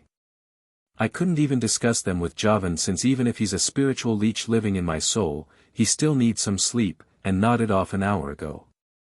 Tomorrow I would be returning to the land of the living. Tomorrow I would fight, and put all my training to use. Tomorrow was the prelude to finally becoming a Shinigami. And I wasn't sure if I was ready for it. Once my exams were finished and I left the academy, I would be dedicating my life to a thankless job of combat. I would be risking my life regularly, and I still wasn't sure that I wanted to do this. My only life and death experience was my entry into this world, and the fight against those hollows. I barely survived, and if I carried on down this path I'd only have to repeat that again and again. Not even getting into the shitty future of Aizen's rebellion or the war against the Arrancar or even the burden of my knowledge of the future, being a Shinigami is still a job that will probably lead to my death. Yet, I couldn't really run, could I? In the land of the living I could make a break for it if I wanted to, but what good would that do? Even if I got away, which I would probably be unable to do, and would inevitably be punished for, could I live with the fact that I'd knowingly let Aizen get away with everything by not doing anything to stop it? Okay, I probably could live with myself. But I'd still feel like shit for doing so, and unfortunately Soul Society already has too many things tying me to it. All my friends are here, and after so many years with them I didn't want to ditch them. If I ever wanted to go home again and see my family, which even now I think less and less about, it's unlikely that I could do it by hiding under some faraway rock, while all my goals can only really be accomplished if I stick around. My main priority was surviving this adventure, and to do that in a world where everyone seemed to be so OP I needed power, which I can only gain by rising through the ranks. If I want to do something important like deserting or trying to fight Aizen, that can wait until I'm a badass or something. Even so, despite knowing this and despite having already decided that becoming a Shinigami was the best option, was I truly satisfied with joining the army? With spending my life killing the people things they tell me to kill, and having no individual freedom to do what it is I want to do? The arguments kept swirling around and around in my head. I knew that sleep wasn't going to come easily. With a sigh, I threw off my duvet and left the room. The lights were off in our shared living room, and the curtains were undone, allowing moonlight to shine through the sole window in the room. Illuminated in the pale light was a figure I wasn't expecting, Hayato. Couldn't sleep? I asked, gesturing for him to move along on the sofa he was sat on, and he complied. I slipped into the space he provided, and watched his face for a response. Hayato was never the most vocal, but it's surprising how much you pick up from his facial cues and body language alone. Yes. He replied simply. He didn't give me much more than that, but I'd known him long enough to see what was up. Normally Hayato is one of the first of us to retire to his room for the night, so him being up at 1-ish in the morning is abnormal enough. The fact that he wasn't reading either was just as dming. While Hayato sometimes just used his cover of reading as a chance to skip out on conversation, to eavesdrop or just to buy some minutes alone to think, the point is he always had his book open. This evening it was closed and by his side, utterly untouched. Bloody hell Hayato, I snorted. Stop worrying and go to bed. Soon. Promised Hayato, though he didn't look like he'd be moving anytime soon. From the look of things, you're anxious for the test tomorrow, but you have no reason to be. You've got a trick up your sleeve after all, and we both know that since you have that now, you're technically the most advanced out of all us when it comes to direct combat. Agree. He nods, his body just as stiff as before. So it's not necessarily his combat ability that worries him. No, you're not worried about that. Are you more bothered by the fact that we're going to be Shinigami soon? No reply, but this told me I was on the right train of thought. I must admit I have my own doubts about my career choice. I admitted. No choice. Reminded Hayato. Yeah, I suppose I shouldn't get so wound up by a fact I don't have the power to change. I shrug. I can't say that I want to spend my life doing the Godai 13's dirty work, and I don't know why it is that you and Daichi decided to become a Shinigami, but either way you're not alone. If there's doubts, we can face them together. Hayato was silent for almost a minute. I almost thought he'd forgotten I was here while he looked out through the window into the night sky, but I was proven wrong when he replied. Together? Yeah. I looked out of the window, and had to admit that the moon was pretty tonight. Almost full. I put a reassuring hand on his shoulder. Friends, comrades, nakama, all that rubbish. I think I can deal with all those stupid doubts so long as I'm with you guys. The bookworm smiled softly. Yes. Friends. We watched the moon for another 30 minutes, before retreating to our individual rooms to get some much-needed rest. I fell asleep almost immediately. XXXXXXXXXX. I am so hyped for this. Exclaimed Daichi as he paced in anticipation, practically shouting in anticipation. It feels like we've been waiting, like, 7 months for this or something. It's been 7 days. Retorted Hayato, who appeared far less eager for our practical exam in the world of the living to begin. Exactly. And each day felt like a month. Would you imbeciles be quiet so I can properly prepare myself? Asked an exasperated Akemi, gripping her Zanpakuto tightly. How can I properly lead this expedition if I am not able to ready myself? Who said you were leading, Nishisaka? Said the ever-pleasant and serene Mika. I never agreed to that. Here. Echoed Daichi. Vote for Team Daichi. Me lead you to victory. His silent companion whacked him round the head to get him to stop. I'm leading because I say I'm leading. Clearly I am the only one here with the credentials to represent us. She boasted. I interjected, hoping to end the argument before it truly picked up speed. It's not like this exam needs a leader, Akemi. We track some hollow replicas, take our turns killing them to show off our skills, and come back for tea and a dish of crumpets. If anything, the senior Shinigami accompanying us and evaluating us is the leader. Akemi only huffed in response. With her dismissal of the conversation, things returned to as they were. I myself watched the others' teams of 5 enter the gateway to the world of the living, and tried not to let the anticipation building in my gut consume me. We'd be doing that soon, once we were called up. And I could only hope I was ready. What's got your panties in a twist? It's just an exam after all, and even if something did go wrong you'll have a high-level Shinigami with you to deal with it. I guess. I replied, not entirely sure myself. I just can't help but have a bad feeling. Mark. Called a stuttering voice. With a smile I turned to see third seat Kasumi walking quickly over to my group. Hey man, who's the hot chick calling your name? Stage whispered my womanizing friend. I did as expected and ignored him, instead turning to the person that called me. Hey Kasumi. I replied cheerfully, albeit with confusion. What are you doing here? Did Captain Unohana give you permission to cheer me on or something? Kasumi in cheerleading outfit would be adorable Kasumi. Sighed Jovan happily, lost in his perverted dream. I did what I normally did whenever he had something stupid to say and ignored him. Ah. And not exactly. The nurse said sheepishly. I had to persuade the captain that I would be impartial, but I am qualified for this. I'm actually your examiner. Wait. What? Daichi exclaimed. A cutie like you is our escort. Pause, a moment for him to suddenly realize said cutie hadn't yet been hit on. He there. You got a map, 'cause I'm lost in your eyes.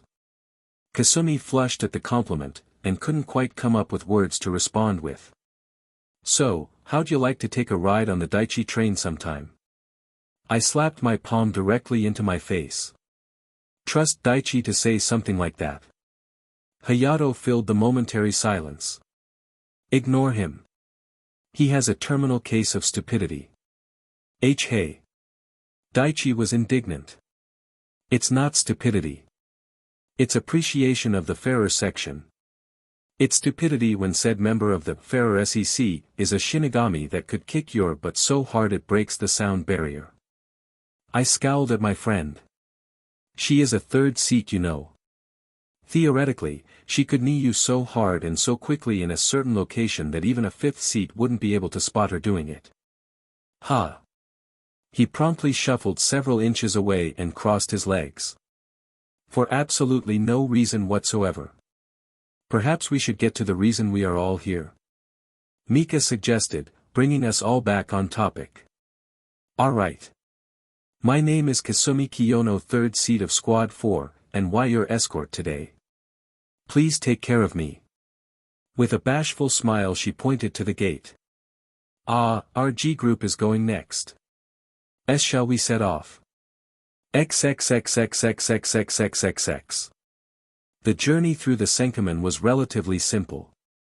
We each proved our ability to summon a hell butterfly to safely lead us through it, though Daichi had a surprising amount of trouble getting it to work, and after a short, peaceful walk we managed to reach our destination, Karakura town.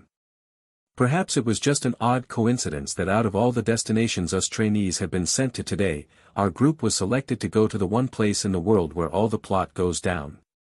Or maybe there was a greater force responsible for this. Cough, meddling Eisen, cough cough. Either way, the fact that I was here was either extremely lucky or foreboding. My paranoia only grew, since if Eisen had been responsible, then it was almost certain something would happen. Worried? Asked Hayato, as we began to Shuinpa. Akemi had taken the lead and had begun to track down the first set of hollow replicas, leaving me and Hayato to watch the back while Kouzumi gauged our progress from out of sight. Yes. I admitted, though not for the reasons he thought I was. First time back. Memories? Clarified Hayato. No. I shook my head. I just can't help but feel like something's going to go horribly wrong, because nothing ever goes off perfectly in my life. It would still be good for me to scope the place out though. While I still wasn't quite sure what to do once we hit canon, or even if I'd get involved beyond the try to survive thing, but hedging my bets wasn't a bad idea. After a few minutes of on and off shunpoing, we reached the first group. As agreed, Akemi took the chance to take the spotlight, showing off her swordplay and Kido skill to dispatch the group of 4 hollows. They weren't true hollows, but closer to automatons with primitive programming built into them, but they were able to fight well enough to give her the chance to show off her skills. I guess I'll go next. Smirked Daichi. Now. Where are you? He closed his eyes and concentrated for a few minutes, trying to sense the Ryatsu of the hollows. Sensing wasn't his strong point, so he was only able to pick up their location once he had gotten a general direction and started closing in. He did fine in the combat section, using his Zanjutsu and Hakuta skill to beat them down into the ground. The process repeated, with Mika tracking them easily and dispatching them silently and efficiently from behind with quick-placed Kido spells and deliberating sword wounds, while Hayato used a mixed approach to vary his kills. Finally, it was my turn. I closed my eyes and tried to sense the abnormal feeling of a hollow, trying to narrow down the direction it originated from. Tracking was one of the key skills taught at the academy, and I was decent at it, even if I didn't excel. I was far more sensitive to my own spiritual presence than I was to others. Still, I could feel a large buildup from somewhere. Got it. I muttered, running towards the target.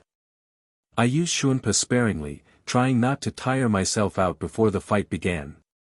I knew that in a real fight I would go much faster due to the risk of the hollow causing damage while I wasn't there, but I knew that my speed wouldn't win myself any points anyway this exam, so I could afford to lose a few extra due to lack of speed if in return I earned more for the combat and intelligent thinking portions.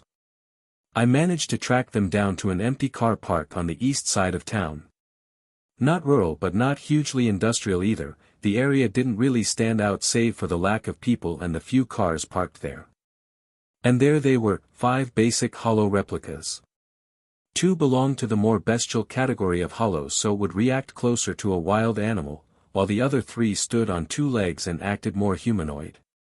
A small smile graced my features, despite my intentions. Show time.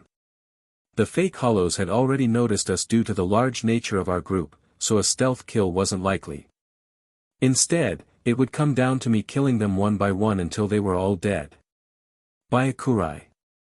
I began, blasting a narrow beam of electricity at the closest target. I aimed carefully, and I was spot on, being able to pierce the hollow's mask with a single shot, getting a clean kill. The 2 beast-like ones were already closing in quickly, one scuttling on insectoid legs and the other bounding across like an oversized dog. I retreated, shunpoing away from them to get some space before tossing a Shikaho fireball at the dog. While not my favorite spell, it was one of the core spells Shinigami used, so by showing I could perform it proved I had a good understanding of the basics. The fireball wasn't enough to put it down, so I quickly switched to attacking rather than fleeing, catching it off guard when I stopped suddenly, then lunged forwards. In a single moment my Zanpakuto was in my hands and already cutting. In a swift move the claw shooting towards me was severed, then with another swing I blocked the follow-through attack. The force of the attack was great, and it was with grit teeth that I blocked. My body was still weak, and my strength less so I didn't want to keep this up for long, especially with a second nearby enemy closing in on me from behind. Hado number 11, Suzuri Raiden. I channeled the Kido through my blade, electrifying it and causing the attacking hollow to flinch away at the shock, letting me break our stand still. I lunged forwards with a risky move, but my gamble paid off and I managed to pierce straight through the mask and cut in half, killing my second enemy. I spun quickly and fired off another Shikaho almost reflexively, not even needing to see the enemy to know that it was coming. Without the chant the fireball was weak and only served to stop the insect in its tracks. That was fine, there were the two humanoid hollows that I hadn't killed yet, and they weren't attacking me but stumbling towards my friends. The thing about this exam was that others could claim kills from each group and normally the fights were done as a group effort, with everyone working together to slay each group. However, we had agreed to let each person take a single group, to show off our talents. This meant that if we couldn't handle all the enemies alone and they attacked the others on the sideline they would be able to fight back. I flared my Ryatsu, typically wasteful, but it at least got their attention. I breathed deeply, then sprinted, letting Shunpa speed up my actions to superhuman levels. Shunpa was a double-edged sword in that it boosted speed, but if your physical body couldn't keep up with the movement then you suffered for it, and it didn't boost your reaction time to suit said speed. There was a good reason that being a Shunpa specialist took talent and experience. I myself didn't have the stamina to use it for long, or the reactions to use it consistently in combat. What it is good for though, is building momentum.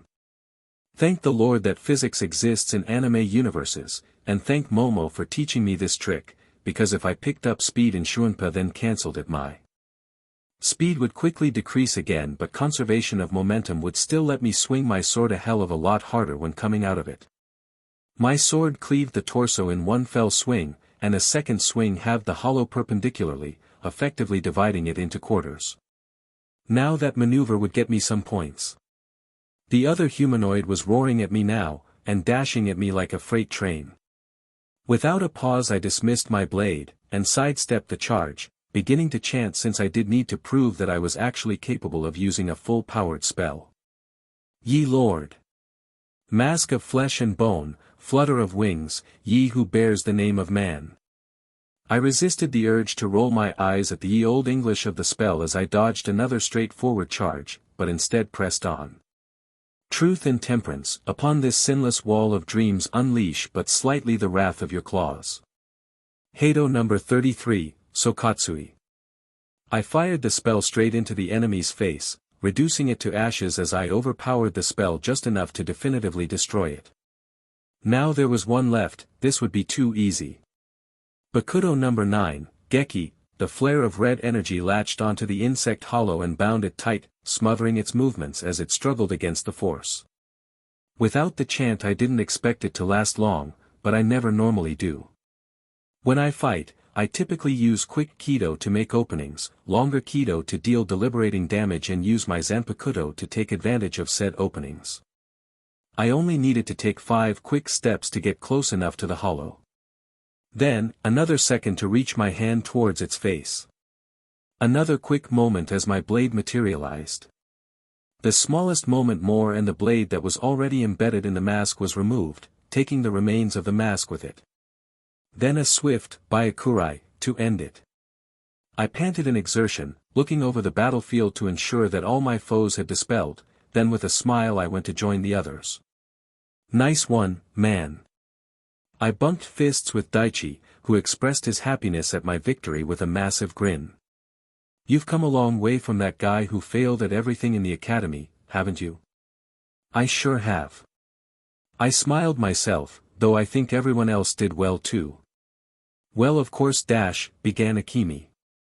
Of course the great Akemi Nishisaka succeeded, the rest of us parroted together. Akemi blushed and turned away.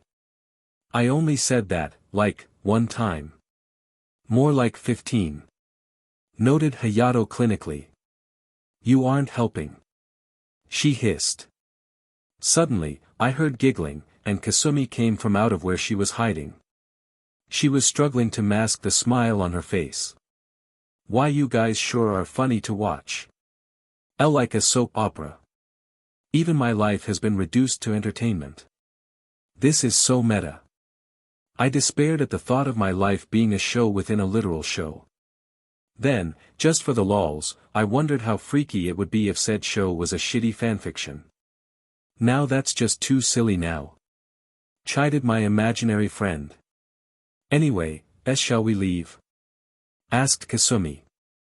I can't sense any more H-hollows, so I think today's session is over. The smile the woman had been wearing inexplicably fell. What's wrong? I asked, my paranoia kicking in again. The expression the blonde was wearing was abnormal. This wasn't a pout, a frown, or anything else, that was just an adorable way of expressing the emotions she carried on her sleeves. This was literally the most serious expression I had ever seen her make. And it worried me. What's going on? Daichi asked in confusion. Aren't we gonna leave? It's not right. Kasumi said, eyes narrowing. There's no more hollows, so why is there still so much spiritual pressure still in the air? What are you talking about? Mika inquired politely. You aren't as sensitive as me, so it's not like you'd notice. It's subtle, really subtle. Kasumi's gaze turned upwards, to a point in the sky. There. From the start there was too much spiritual energy in this location to be purely from the false hollows. In fact, it almost seems to be increasing. Which means. Her gaze turned back to me, and she drew her blade. Which means you five should step back and be very careful. I gulped audibly, and backed up. At my glare, the others did too. Because Kasumi was shaken, properly shaken, to such a degree that her normal stutter had all but vanished from her speech. Again, that had never happened before. OOC is serious business. I was right, of course things weren't going to go perfectly, they never do. Miss Kiyono, what exactly is going on here? Demanded Akemi, even her normally confident expression absent. Something's coming. The third seat blinked, and she focused in on the point. Oh my god. Something's coming. Almost frantically she tore through her robes, looking for something. She withdrew a phone not too dissimilar to my own, and appeared to be fiddling with it until the five of us still in school fell to our knees. One moment everything had been fine, the next, even we could feel it. The pressure had come from nowhere, but had grown rapidly until now it was able to suffocate us. It felt like drowning, like something of such weight was upon us that we couldn't even stand. It's here. Said Kasumi, barely above a whisper. As if to reaffirm her words, the sky itself tore apart. A vast scar from the surface of the field to high above the tallest building in the area, a black void hanging from nothing and which showed nothing but the inky depths. It's here. Repeated Kasumi, fear audibly causing her to shake. It's here. Then it walked through the void. No, walk isn't a correct phrase for it. A natural disaster doesn't walk. A storm has no footsteps. A mountain moves infinitely slower. The Titan pushed through the darkness, and emerged into the light of day. Standing over 3 stories tall, I knew immediately what it was. I had seen images in textbooks, I had heard tales of them from other students, and most importantly I had seen one with my own eyes from the other side of a computer screen, back when all this was but a story. It was undeniable.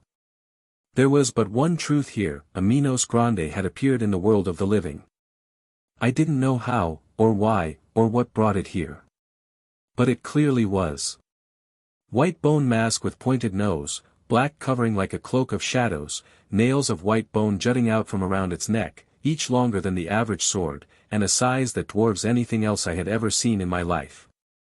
This monster was larger than any moving, living creature should be capable of growing. 2. And it was now towering over us like a titanic giant about to squish us into a pile of paste. I had but one thing to say to this development. F-. Just F-. The hollow truth remained. I couldn't ignore this undeniable fact. I was not mistaken. It stood there, towering over us, blatantly defying all my expectations, because there was no FNG way that a Minos Grande had shown up on the same FNG day that I had an exam in the world of the living. In the same FNG place. This had gone beyond unlucky. This was beyond Tuesday. This was just bullshit. But no, I couldn't escape it. I couldn't make light of it. A Minos grade was standing right in front of me, and for whatever reason it had appeared, the fact remained that my day had just gotten a bajillion times worse. Before now, Jillians had always been something that seemed silly to me despite the apparent danger. They were large, yes, but in the anime they just looked fairly ridiculous, and were almost treated like cannon fodder by the end of the series. The first Minos that appeared was just a tool to show how badass Ichigo was even before he found his Zanpakuto's name, and after that first appearance of one they lost all appearance of menace when Captain started slaughtering them like they were made of confetti. They were supposed to represent something terrifying, but when they were getting put down like unruly children in as early as the first main arc, that just didn't happen. I could never figure out why people spoke in such fear of a Minos Grande. I could see objectively why one was dangerous: the vast density of so many souls joined together, the sheer destruction a Zero is capable of inflicting, the mask so tough only the blade of very powerful Shinigami could even hope to pierce it, but I had never felt it until now. Because now it was here. And just standing in the presence of it brought me to my knees, despite all my progress and delusions of grandeur. Is that a Jillian? Asked Akemi hesitantly, a look of terror that she couldn't mask. But that's impossible. Most Shinigami never see one in their lifetimes. There is always warning before one appears. What the F is a Minos Grande doing here of all places? Shouted Daichi, saying aloud the thoughts racing through all of our minds. Step back. Shouted Kasumi, the only one of us still standing. With trembling hands she dialed a number, more than likely a direct link to some bigwig, then spoke into the device. I have a case of SCH, this is not a drill, or a joke, or a lie. This is not me pulling your leg, operator, this is quite literally the truth. A Minos Grande has arrived in the world of the living unnoticed, myself and a group of academy students are literally watching it right now. What do we do? Demanded Hayato, bringing the attention of the fourth squad healer back to the five of us struggling to not outright collapse due to the sheer spiritual pressure of the Jillian. Nothing.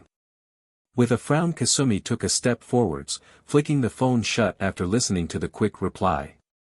It's a busy time for the 12th squad, and they don't quite believe my claims. They're checking their systems. Hopefully they'll realize I'm not lying.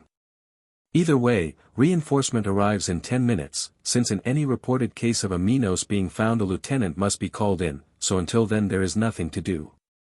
But we're going to die. Exclaimed Akemi. Not if I stop it. Said Kasumi, acting just as OOC as she had been since the Minos first appeared. I am a third seat. My squad may not specialize in combat, and a Jillian is normally only fought by a lieutenant, but I am the closest thing here to one to actually stand a chance. You can't. I told her, pushing off the feeling of the sky crushing me to rise to my feet. You'll die. Maybe. She admitted with a soft smile. But if I can even delay it, so you won't die, then that's good enough for me. If you don't die. She shook her head sadly. Call a Senkaman, and leave this to me. No. I said. You can't just dash. That's an order. She snapped. Just do it. That might not be an option now. Mika pointed out, gesturing to a much smaller garganta from which a lesser hollow emerged. All around us hollows were emerging, gathered by some unknown force, and with us being the tastiest morsel in the area, all the hungry predators turned their attention on us. They'll be on us before we can escape. Mika continued. Then survive. Snapped Kasumi. I'll try and kill the Minos Grande. Stick together, back to back, until then. Don't let them overwhelm you. All right. Said Daichi shakily, as he and the others forced themselves to their feet and got into a fighting stance. But Kasumi dash. Marcus, if you try and play the hero, I'll kill you myself.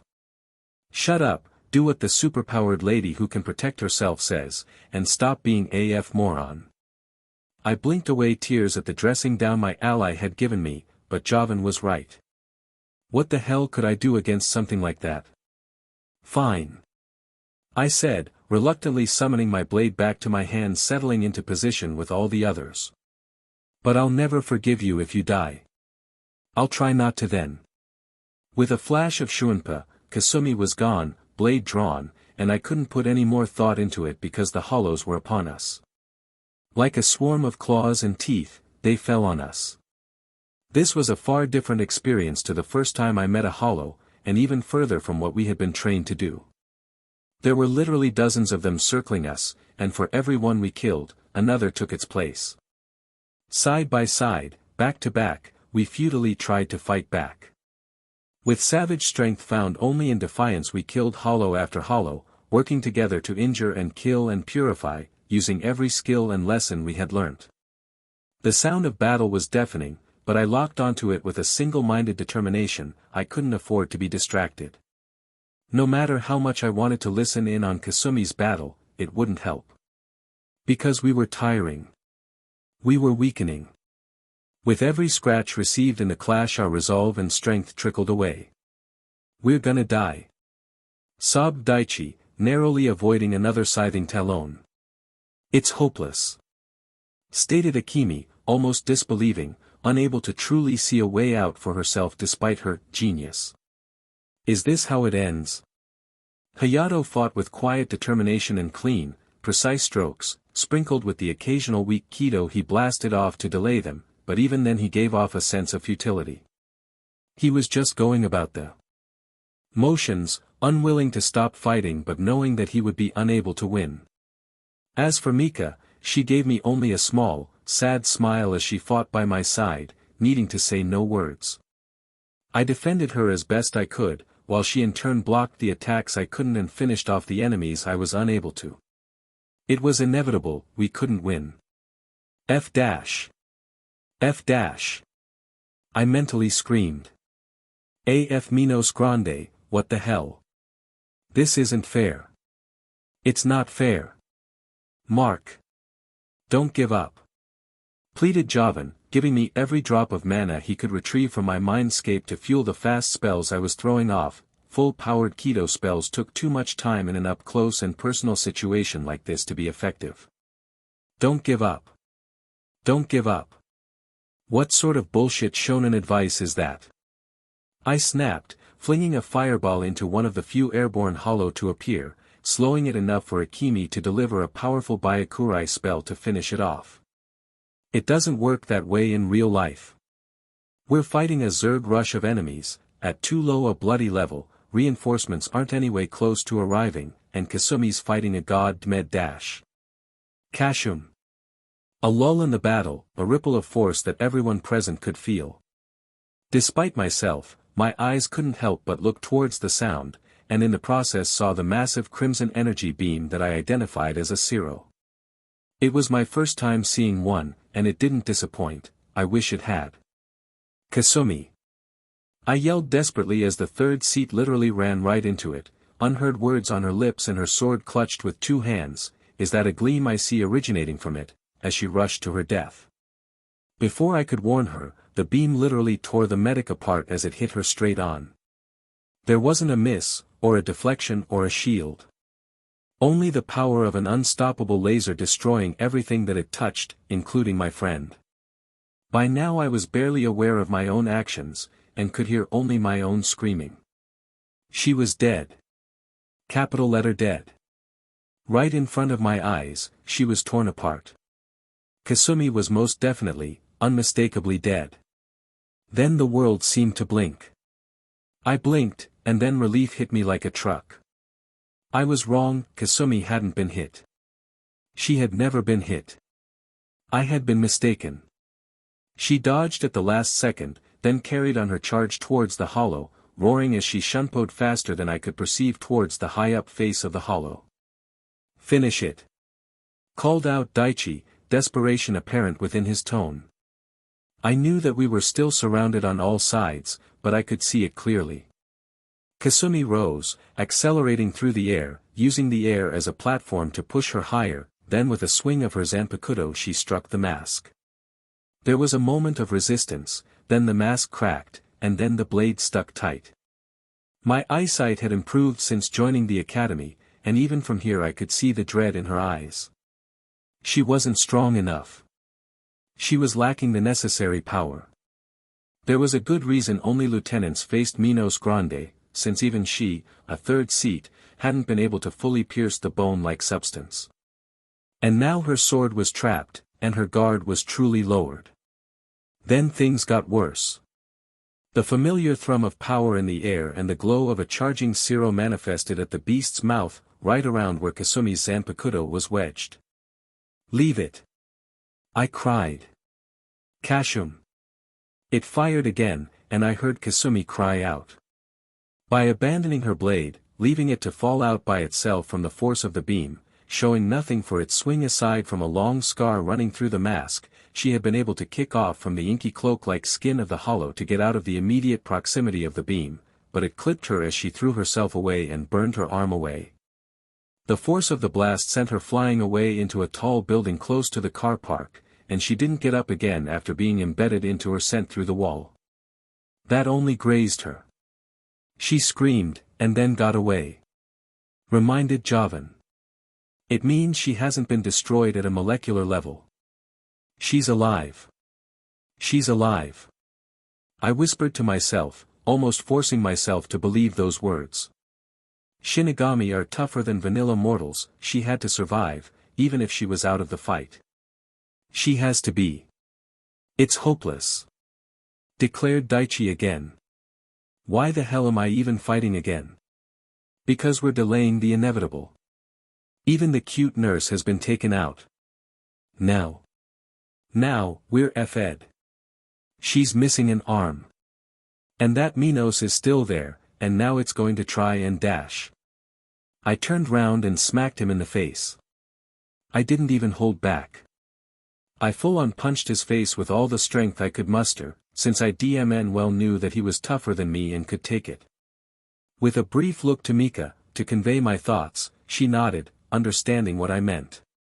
"I'll cover your back while you talk sense to him," was what her eyes seemed to say. I turned to Hayato, and he too quietly began to pick up the slack. "Daichi, she's alive!" I shouted at him, grabbing his collar so hard my hands were white and the veins stood out amongst the skin. Because I knew how he was feeling, but I couldn't let him voice those emotions. If he did, then we'd all give up, and without hope we'd just be devoured. I didn't want to die. Without an arm from what you said, but alive. And we're alive.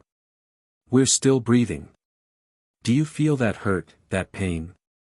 Yes, but dash. But nothing. That means we're still here. And you know what, I'm scared. It was clear in my voice, nothing could prepare us for this. I was terrified, but that didn't mean anything. I feared my own death, but it was hardly my only fear. Because my friends were here with me, and I couldn't let them die. My heart almost stopped when I thought Kasumi had. But I was much closer to Daichi and the others. I'd never forgive myself if they died, and likewise I didn't want to die either. I was too young, too stubborn to die. I'm so very scared, but I'm still gonna keep fighting. I'm gonna stab these BSTRDS until I can't stab them anymore, because just maybe we can still get out alive if we hold out. So shut up, stop despairing, and help us. I pleaded, releasing his collar. We might not win, but let's fight anyway. Got it? Why yeah. Daichi almost looked ashamed of his complaining, but some of the fear was gone. He wasn't shaking anymore, and he didn't look like he was about to give up and lay down his blade. Instead, he reflected me. He had some resolve in him, he didn't want to see any of us die. Either. Nice speech, but it doesn't really matter. You don't need morale, you need a plan. Reminded Javan. It is still there. And it was getting closer. The Minos hadn't moved much, but its attention was definitely on us now, and any second now it would charge up another Zero, and then it'd fire the beam at us and we would stand literally no chance of defending against it. Defending. A plan. What could I, a simple academy student do, to pull of a win or at least increase our overall odds or survival? Ding. I said aloud, mentally imagining a light bulb flickering on, because a sudden idea had just popped into my head. If we can't defend against a Minos and these infinite number of hollows, then let's. I thought, smirking just a little bit. Let's attack. Guys, I began, finishing off one of Mika's attackers while it wasn't paying attention to me. I've got a crazy plan. Like, real crazy. Any of you up for it? Wow. I got the sense that Javan was nodding appreciatively at the plan that I had briefly allowed to flicker through my mind loud and clear enough for even him to pick it up. That plan is suicidal. But it might just work. And you don't seem to have any other option. F it. Laughed Daichi. We're dead anyway, but if you've got a better idea than sitting here and waiting for them to overwhelm us, then let's do it. Better than doing nothing. Agreed Hayato. Low Ryatsu levels. We are near the end of our limits, aren't we? Mika chipped in. What plan could possibly get us out of this mess? Snapped Akemi. If I can't think of something, then it's clearly hopeless. I gave her the most reassuring, confident smile I could. Because I needed her to think we had some chance of this succeeding, because I couldn't pull it off alone. Well, what's the harm in humoring me if it's hopeless? The noble's expression softened. I know that look. That's the look you get when that new spell clicks, when you've figured out a tricky passage, when you first manage to get a Hakuta victory of all things through sheer bullheaded stubbornness and cheating. I pointed my weapon at the Minos Grande. So here's the plan. We're going to kill the Minos Grande and hopefully, if we're really lucky, with it gone less hollows will be attracted, to such a degree that they might be unable to overwhelm us before reinforcements arrive to bail us out. Sounds fun, no? Your master plan is to try and kill the hollow a third seat failed to beat. To casually just kill a Minos Grande. Noted Akemi like it was the stupidest thing since the time the captains tried to petition to Mayuri to run a more ethical lab. Yes. I agreed, stabbing my Zanpakuto through another mask. Your plan is to fight the thing captains and lieutenants deal with. She followed through. Yes. With just a few academy students. Yes. So you plan to dash. Yes, we get it, stupid plan. Interrupted Mika, her smile having slipped and been replaced by a judgmental frown. Now, are we going to trust Marcus and follow him, or not? A moment's pause, amidst the fighting, before everyone gave a tight nod, and continued the defense. Right then. It was time to break out of this tight encirclement, then finally make some progress. Because really, reasonable battles against similarly leveled opponents or sudden power-ups to fight tougher foes was clearly a cliché that I didn't share with Ichigo. Daichi, you're on point with Akemi to clear us a path. Mika follows through and mops up any that they miss and that look like they might take a pot shot at one of us. You guys are gonna distract the mooks while I take down the Jillian and Hayato supports. Hang on, how can you and Hayato bring down a Minos? asked Daichi in confusion, parrying some claws and countering with a short swing. I was never the best student, but even I know you can't do a thing against a Minos unless you're powerful enough to scratch it. As in unless you literally have enough power, everything just bounces off. Yup. You need the base power to even scratch a Minos. Or, you just need to use an attack powerful enough on its own to hurt the BSTRD that your own level of power is meaningless. I corrected, ducking instinctively as Mika's blade rushed through where my head had once been to kill a serpentine hollow. And let's just say I have a trump card that I haven't used yet due to us fighting mooks, while Hayato has a trick up his sleeve too. Speaking of which, Hayato, I got the bookworm's attention. You unlocked Shirkai not long ago. I could still remember talking to him whenever he was having problems with his Zanpakuto, unable to truly relate to the being that is an expression of his soul. I still remembered congratulating him for, as he called it, making a breakthrough on communicating with his spirit. You didn't ever tell me about what it did, and I never pressed, but do you think you can assist? Basically, it all came down to the superpower lottery. Is Hayato's Shirkai actually useful in this situation, or am I gonna have to hope my trump card is enough? A look of concentration flickered across the smaller boy's features, before he came to a judgment. Yes. If you weaken it, I'll kill it. Then I'll hit first to weaken the mask, you finish it. Now then people, let's shut up and do the impossible. With a shout of finality, the others abandoned their positions of defense and moved to me, quickly moving ahead of me and sweeping through a flank utterly unprepared for the sudden offensive. In an overwhelming display of overwhelming power, we carved through the ranks and broke through, abandoning all pretenses of defense or endurance. We still had dozens we'd left behind and that were coming after us as we raced towards the Minos, and many others closing in, but it was manageable for now. Me and Hayato ran side by side, while the other went ahead, clearing the way. We didn't focus on kills, instead preparing ourselves to be the David to the Goliath. I dispelled my Zanpakuto, no longer needing it, and instead put all my focus into preparing the strongest Kido spell I was capable of. Months ago, Momo had taught me a spell that made me salivate at the thought of using. So after months of practicing, it was relatively easy to speak the words I had memorized long before I even began learning to cast it. Light thy fire which burns the flesh of the world. Power gathered between my palms as we sprinted, I shaped it and directed it, pressing it tight, relying on the words to direct the flow of power Javan was actively supplying me. 30 meters. To the Minos, and the path remains clear due to my friend's efforts. Mika ruthlessly cuts down an elephant-like hollow that got past Daichi's strong offensive, but I ignored even the thought of trying to defend against the hollows. I'd rely on my friends to defend me. Crimson is the beast, descends from shadow. The energy began to take form alongside the standard words, gaining the spell the customary violet coloring associated with it. My own mana pool, despite having Javan constantly supplying power to refill it, was starting to rapidly drain away. 20 meters, the maw of the Minos opened and the energy of a Zero flared, building to the moment the crimson death would release and decimate anything in its way. Dodge! Yelled Daichi, and at his word we scattered. The Minos could only target one of us if we were divided.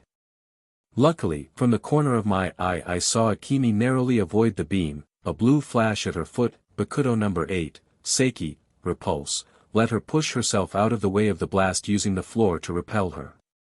Lord, swear vengeance upon sin. The energy flared, gaining more energy until it was literally a flame. From here there were only 2 lines left to say, I am the instrument of chaos, and finally, upon surging wings, scattered inferno. However, I didn't say them. No. The spell as it was wouldn't be enough for a situation like this, not enough for if sheet really hit the fan. So months ago I did something I had promised Momo I wouldn't do, something I hadn't expected to have to use until at least the beginning of canon. I had modified it. Because Hado number 54, Heian, abolishing flames, wasn't bloody destructive enough already. We were at 10 meters now, so I took a deep breath and continued, hoping what I had practiced in solitude on a lesser scale would be enough for this brainchild of mine to work.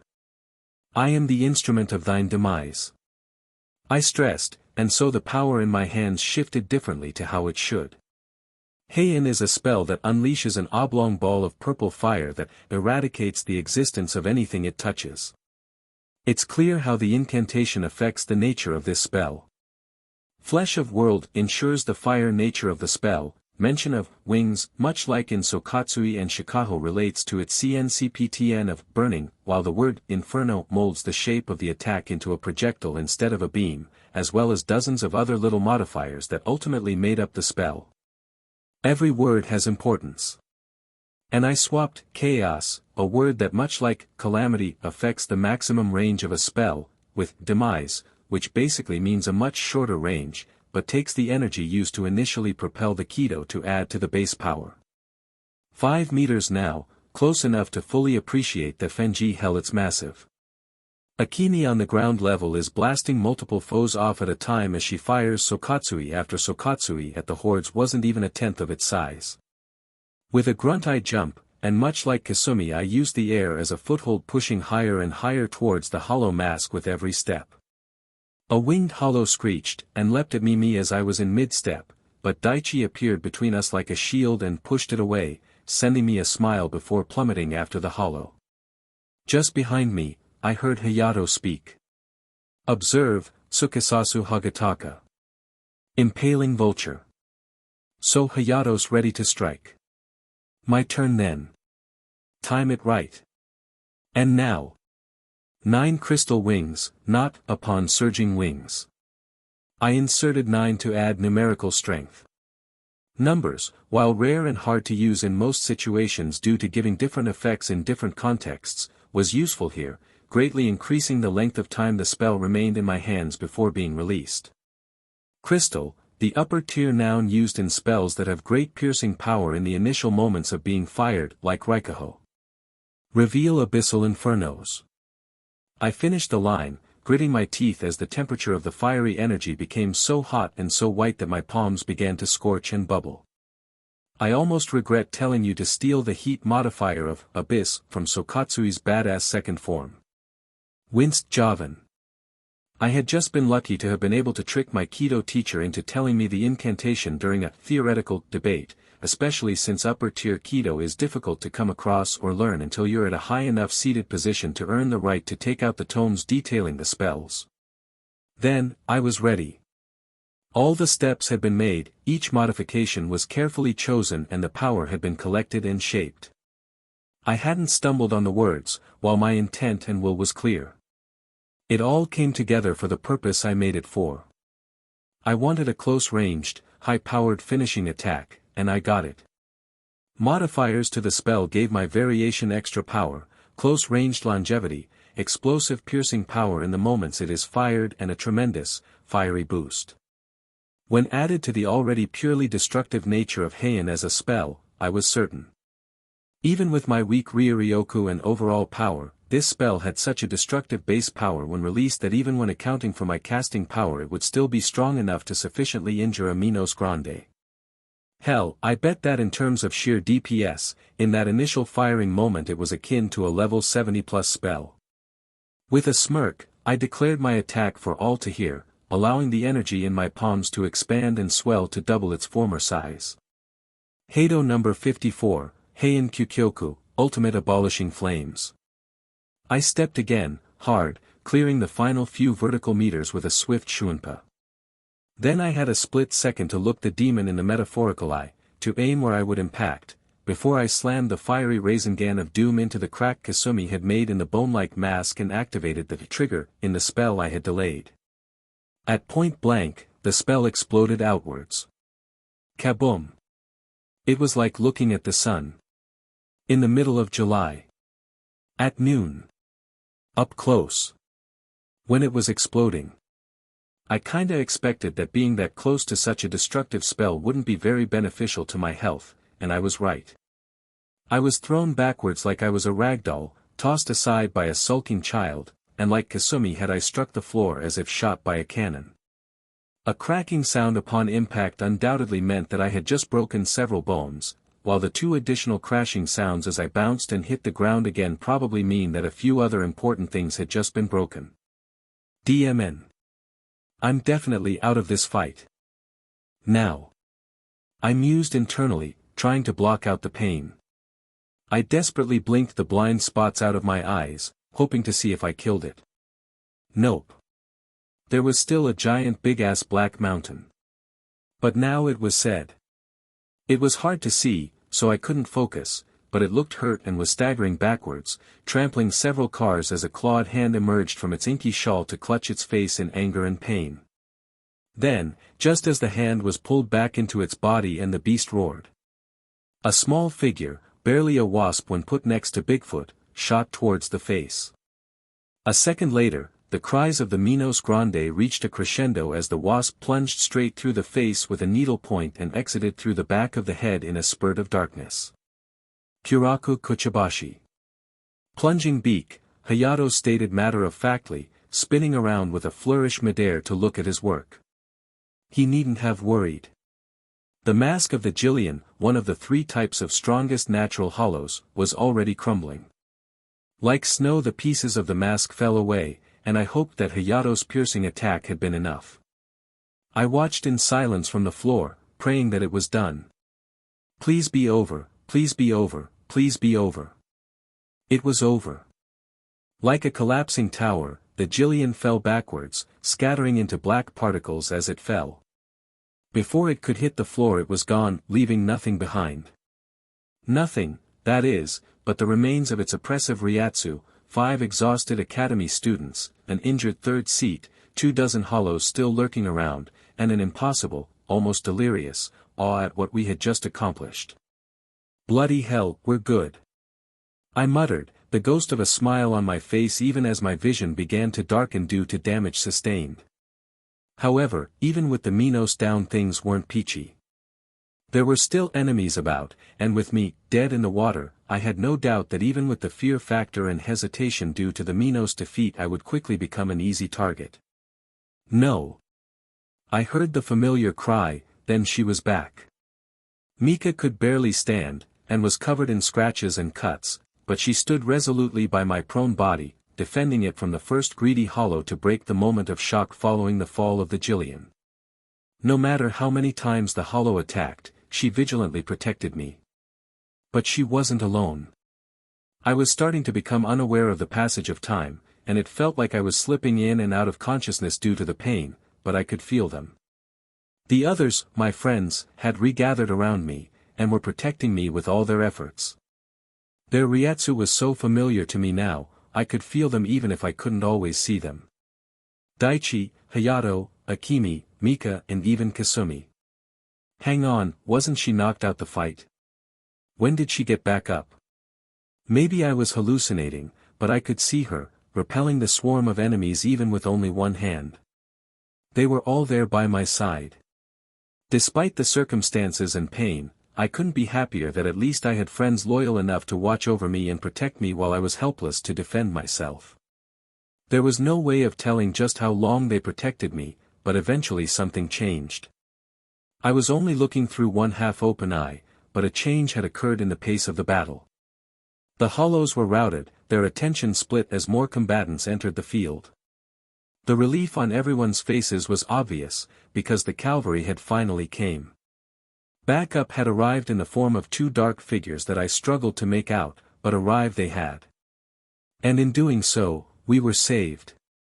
Together, the 2 slaughtered the spirits standing in the way, reducing the double digits of hollows down to a single one, and even then they were blasted into oblivion by the 2-front fight they now faced. Finally, the field was clear. The duo approached us, and Akemi stepped forwards to address the 2 respectfully. By now I was so far gone I couldn't hear what was said, or see just what was happening now, but it didn't matter. I think somebody said something in my ear as I was picked up, maybe, "You're safe now." It's okay. But the words were unimportant. All I cared about was that we were safe. I allowed myself to slip into the Sandman's domain, sleep, finally free to rest now that the battle was over. Mark.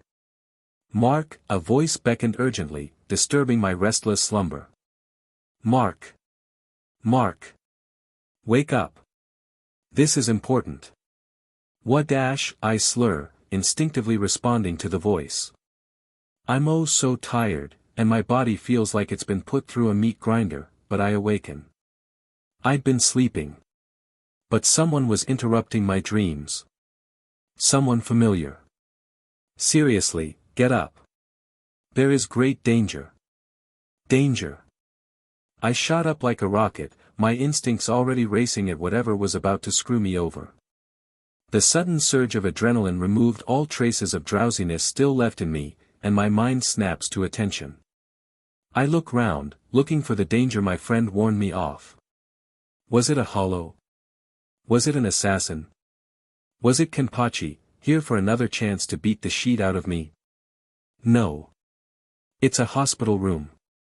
I'm lying on a soft bed, wrapped up in clean sheets and garbed in something thinner than the plot of Twilight. No matter how much I frantically looked round the room, the only danger I appeared to be in was a danger of me psing myself. Danger? I repeated, more hesitantly. You're safe now, said a voice. I turned to see a man dressed in the typical robes of a Shinigami, marked clearly to show he was a member of the 4th Squad. 4th Squad. I'm safe. Yeah. You got off fine. Got off. What did I dash? Oh wait, I tried to out-explode a hollow capable of firing laser beams. From what I could tell, it went about as well as expected. Rest assured, you and your friends are safe. He reassured. Now, I apologize, but I can't answer any questions. We weren't expecting you to wake so quickly, and I was ordered to go speak to my superior officer first, so I'll be back soon. And with company. With that he turned around and strode out of the room, leaving me to my thoughts. My very angry thoughts. What the hell, Javan? When you started screaming at me about danger and important things, I thought that, you know, I was in danger and that you kicking my awake meant there was something important going on. But there is something important happening. Javan stated darkly. I, your longest and most loyal ally, am bored. My eyebrow twitched unintentionally before I got it back under control. If you're telling me that you woke me up prematurely after I got sent to hospital, and did it because you were bored, I will legitimately find a way to kill you. Well, he laughed nervously. There was a great danger of me having nothing to do or talk to while you're unconscious. I hate you. I decided. I hate you, and my revenge will be merciless and swift. Hey. Why don't you try living in somebody else's head? I can hardly play I Spy with myself, can I? Your amusing life is literally the only source of STMLTN I get. He paused, then realized that his last sentence could be mistaken. The other STMLTN, not the one I get from Yaomama.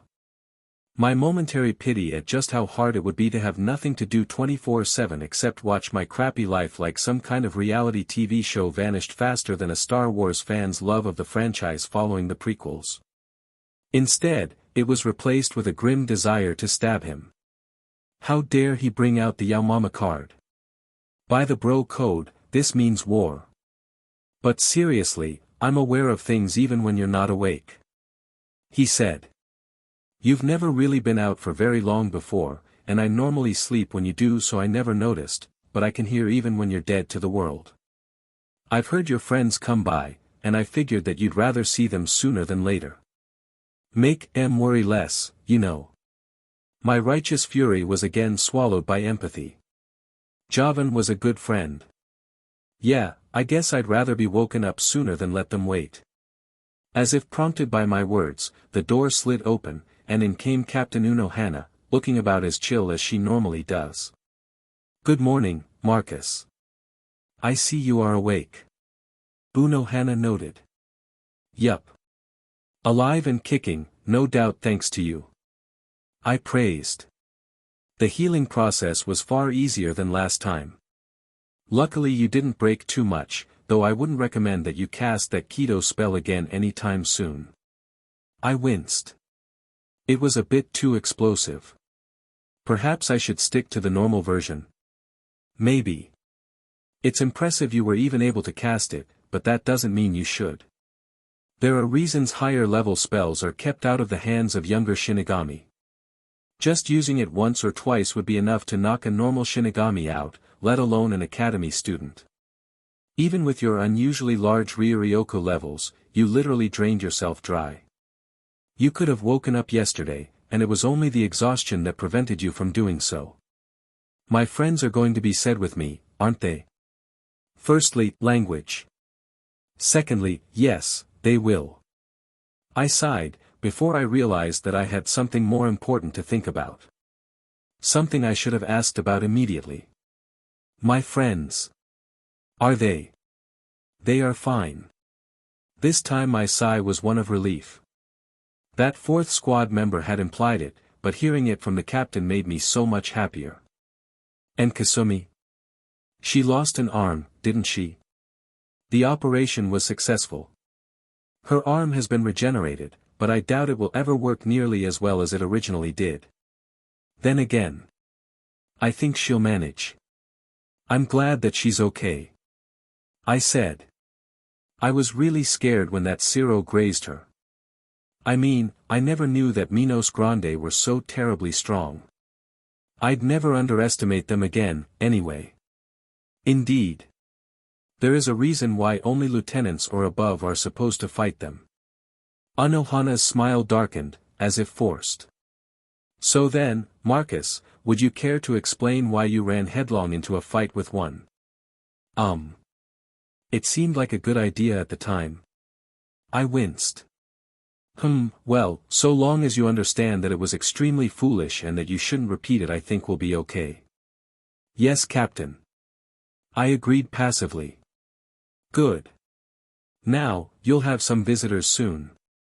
My friends? I asked hopefully, because I really wanted to check them over myself to make sure they were okay, and because who else would visit me? No. Although, they have been waiting outside for you to wake up. After your visitors are done, I'll send them in. Ah. I'd appreciate that, thank you. I bowed as best I could from my position on a bed.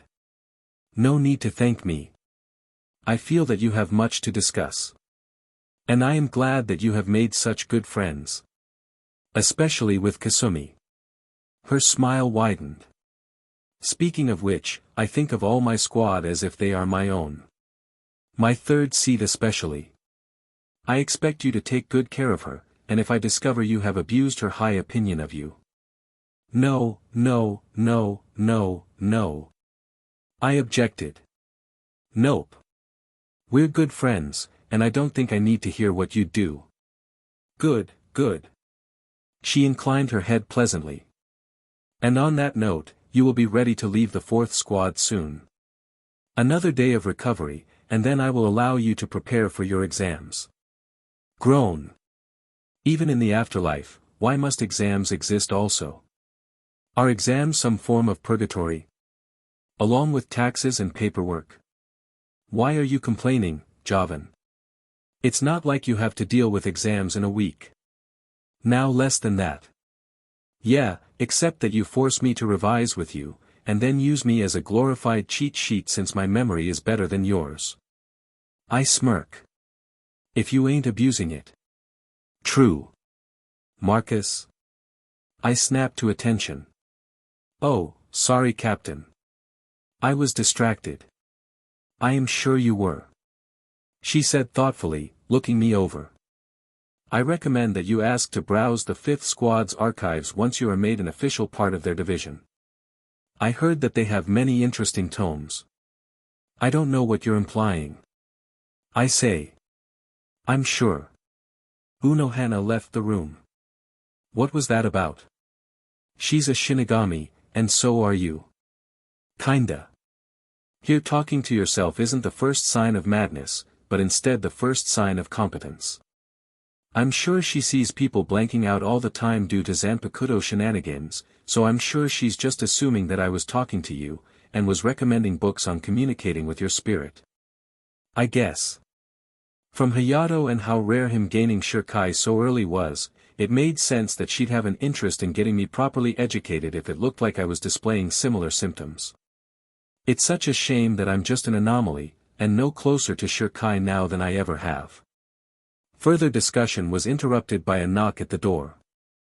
I could sense the presence of the person behind it, it was hard not to. In the academy we were taught basic sensing, and the amount of Ryatsu the figure had even when subdued was immense. I would bet my 2 front teeth that it was a captain, or someone nearly as strong.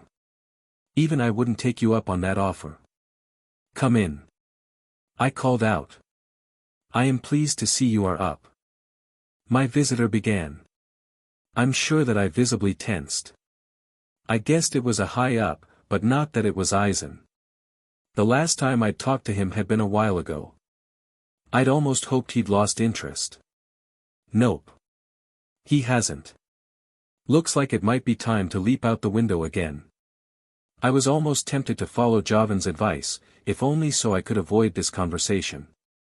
Hi, Aizen. I greeted. Don't you mean Captain Aizen? Sorry, that's what I meant to say.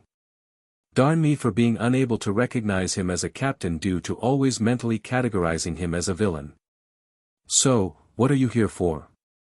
Is it that unexpected that I would come and visit considering it was I who answered the distress signal and came to relieve 3rd Seat Kasumi of the responsibility of protecting you and your friends when a Minos Grande was reported?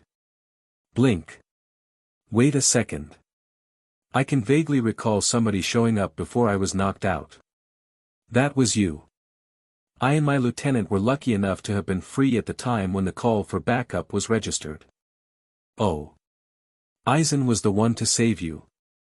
Everybody who's taking this as definitive evidence of him planning and setting everything up well in advance purely so he could dash in and be the hero like he did for Momo's class years ago, or do something equally devious, raise your hand and say I. I. Me and Javan chorused. Thanks. I guess. I rubbed the back of my head. Aizen adjusted his glasses as he took a free seat next to my bed. You don't sound very impressed. Well, to be fair, you didn't really do much. Sir. I finished respectfully. For a minute I thought Aizen would smite me for my disrespect, but instead he laughed. It was just as uncanny, in hindsight. Well, that is true, isn't it? We didn't really do much except mop up all the leftover hollows. No. The Minos Grande was already dead by the time I arrived, wasn't it? I struggled to contain a frown and keep my features as neutral as possible. I'd grown better at lying since I began hiding my entire past behind the amnesia excuse to my friends, but even I wasn't stupid enough to think I could hide things from Aizen. It's just a question of what he'd infer from my slip-ups, and whether he'd figure out the less hazardous truth or the really bad truth. He's interested in the Minos Grande, of course he is, Mark. Why wouldn't he be? Push responsibility of it to Hayato. Push it like hell. I didn't do much really. I let my very real sadness at my own ability to protect my friends out, almost exaggerating my annoyance at being unable to stay in the battle until the end and at needing my friends to guard my body. Hayato did all of the real work. Mr. Akamori is quite impressive, isn't he? I cannot name anyone in recent years who has unlocked Shirkai as early as he did, and the ability of it is quite promising too. Despite the situation, I let some of my curiosity motivate me. What is its power anyway?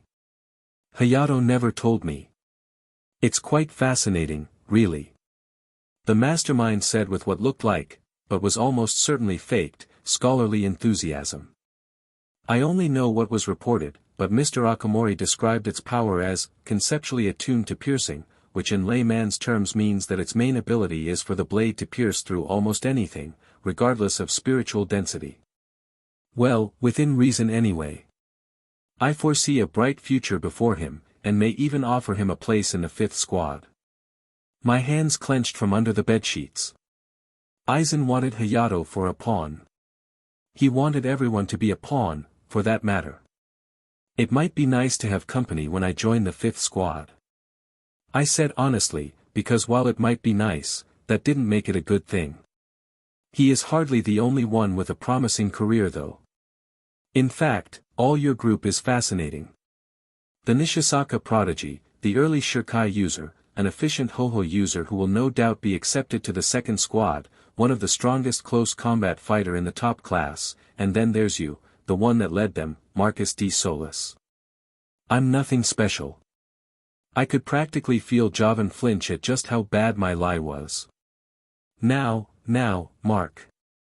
As a captain it is my responsibility to watch the next generation, and false modesty is unnecessary.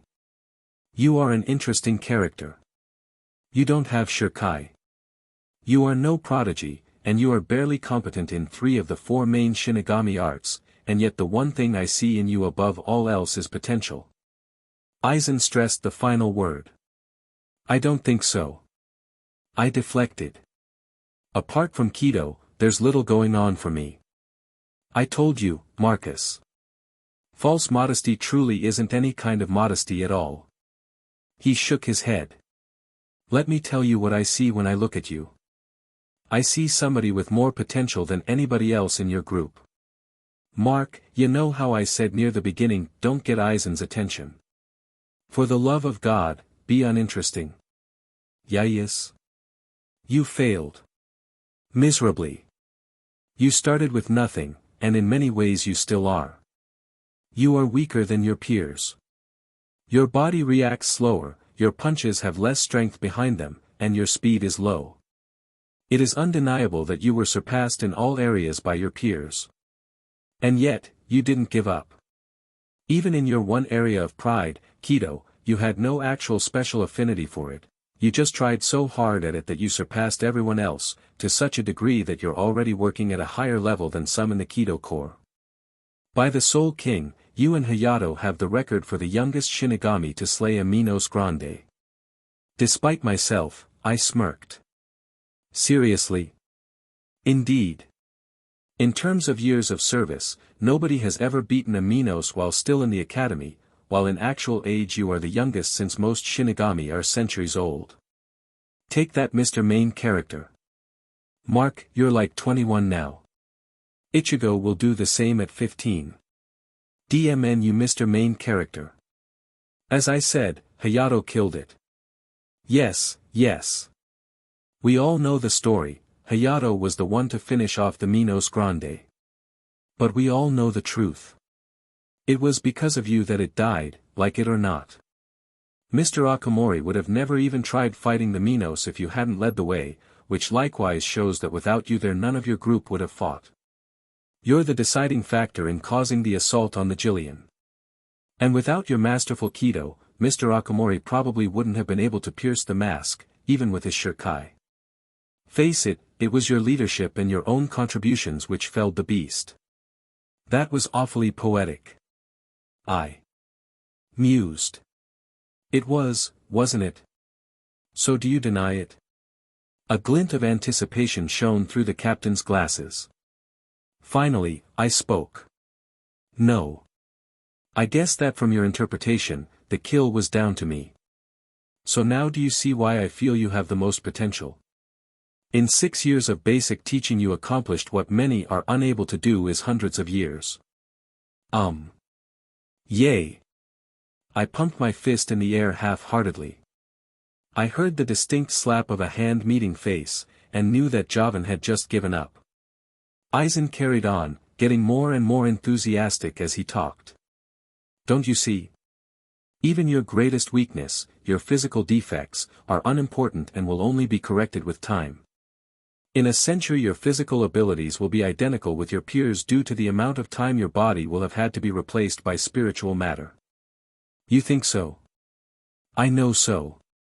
Now put it this way, it took 6 years for you to modify a Kido to make it strong enough to potentially kill a Minos despite having academy-level power. Can you imagine just what you could make with 60 years? A really big explosion? He smirked. A really big one. Let's face it, Marcus. The number one issue with Shinigami is stagnation. If one visits the human world and pick a person out of the crowd, then return in a decade, you will be hard-pressed to admit it is the same person. Humans change. They live short lives, yet what they learn and accomplish in less than a century is incredible. And yet, with hundreds of years to work with, how is that so few Shinigami have attained greatness? The question stumped me. You know, that is pretty strange. How many Shinigami are there? A few thousands, give or take a few. More or less. How come with practical immortality there are so few captain-class fighters? With 100 years of study in any subject, anybody should be a freaking grandmaster. Surely if even 1 in 10 people used their time effectively or had the desire to improve themselves, there should be at least a few hundred competent fighters. Not, like, 20. You notice it too. Aizen shook his head sadly. Shinigami squander their time and their potential. Very few bother or are even capable of change. But you. I'm human. I follow his train of thought. Exactly. And change is what you do best. So that's specifically why he's interested in Ichigo, and now you. The human element to it. I would like to make a bet with you, Marcus. A bet? I ask hesitantly. A deal, to be precise. Thoughts rushed through my mind, in particular sayings like deals with the devil and fictional examples where that went well. I knew, and Javan knew, that Aizen was bad news, and that any involvement with him was too much involvement. But I would be in his squad anyway, and his interest wouldn't change even if I refused him. Nay, it'd increase, as he'd want to know why I was unwilling to even hear him out. I had to at least listen to it. All right. I'm listening. He leaned forwards contemplatively. I bet that within 15 years, you will be strong enough to fight a captain. The claim floored me. I wouldn't be shocked if a fly flew into my open mouth. You're shitting me. I say. I am not. At the very least you'll be able to fight a third seat, though that's a large underestimation. Where in God's name did you get the idea that me, nerdy, flimsy Marcus, could ever fight the badass supernatural warrior wizards with literal centuries of experience? Because you won't accept anything less. Aizen leaned back, giving me space before rising from the chair. In defense of your friends, you would pluck the moon from the sky and cut off the hand of any god that defies you. No matter how much pain or how much you would lose, you would still accomplish it. If no answer presents itself, you have the creativity and motivation to make your own path and force an answer if the world protests. Because you're the stubborn type of person that won't give up, and that when given sufficient motivation can accomplish anything. I coughed nervously. I'm sorry, Captain, but I think you're speaking total bullshit, pardon my language. None taken. He laughed again. I suppose that we'll see, won't we? Just how high you pierce the skies. And whether you will grow wings and fly higher or plummet back down the ground. He presented his hand, as if asking for a handshake. Take my hand, Marcus, and I vow to show you just how high you'll climb, and ensure you meet your true potential. A sudden silence fell on the room as I processed his words. Finally, it was broken not by us, but by the voice in my head. Holy shit. Aizen's trying to take you on as an apprentice and turn you to the dark side. Ah. Good point. He is the villain after all. And for a minute there his mindless flattery and talk of stagnancy and greatness had almost made me think that he did want to see me reach my true potential, no matter how silly.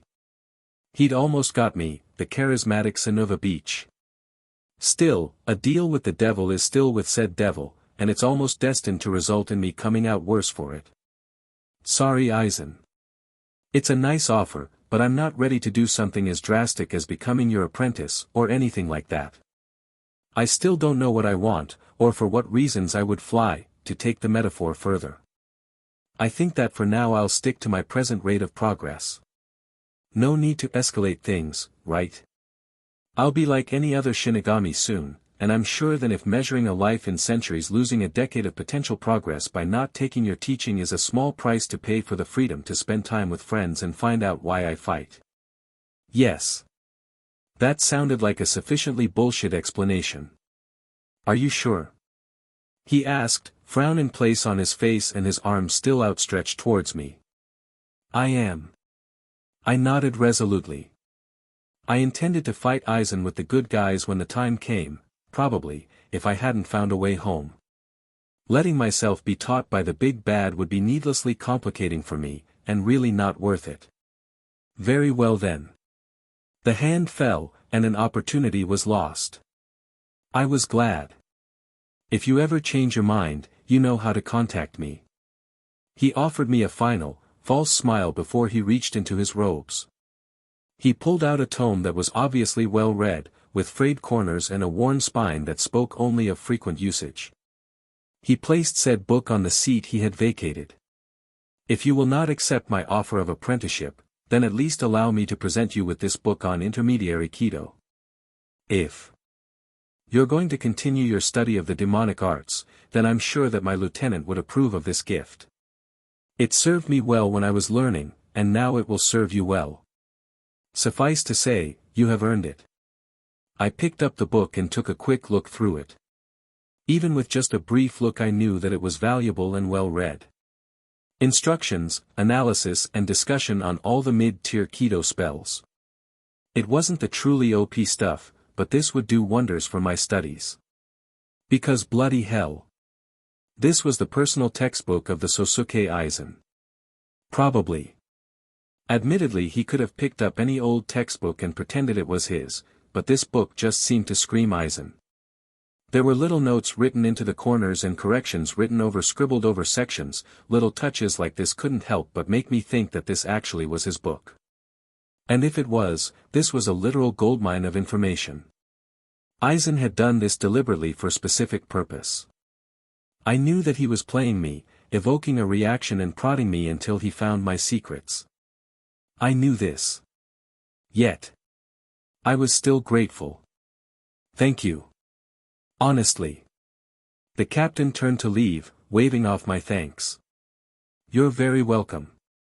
Now, just as a word of warning, I wasn't the only visitor waiting for you. From the doorway, Momo stood menacingly. I wasn't sure how long she'd been there, but she looked sad. It appeared that she was using a Kido spell of some sort that I had yet to learn, because the surroundings were darkening. Her eyes burned with fire and an ominous rumbling of thunder could be heard in the distance. Marcus, she smiled cutely, tilting her head. It did little to alleviate my worry, and in fact escalated my fear. Good luck, Marcus. Aizen practically ran out the room. He's evil, not stupid. Now then, I think we need to have a little chat. The lightning struck again. A conversation about Kido modification and its dangers. A talk about promises. And breaking them. Javan, if I don't live through this lecture, tell my friends that I'm being buried with that Kido book and that they can have it over my dead body. The door slammed shut and the lecture began. At long last, the lecture was over. The lieutenant was gone, the dark days over, and the sun was shining once more. Marcus. Never have I been so glad to not talk to a woman.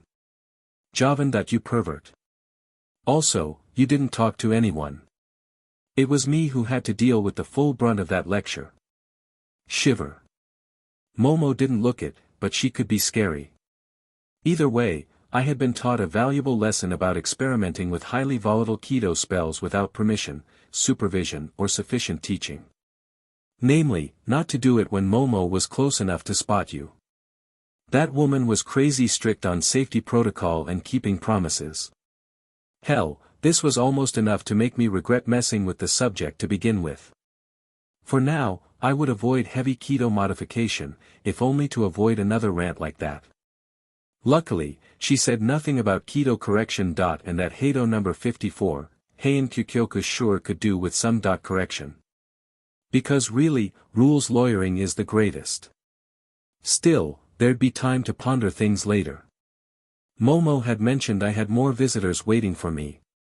And I sure as hell knew who they were. My friends. The 5 of them stood at the door.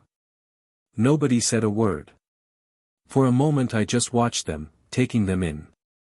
Kasumi's arm was in a sling, remarkably better than having no arm. Daichi was covered in bandages and it looked like Akemi had a slight limp that she was desperately masking, but they were fine.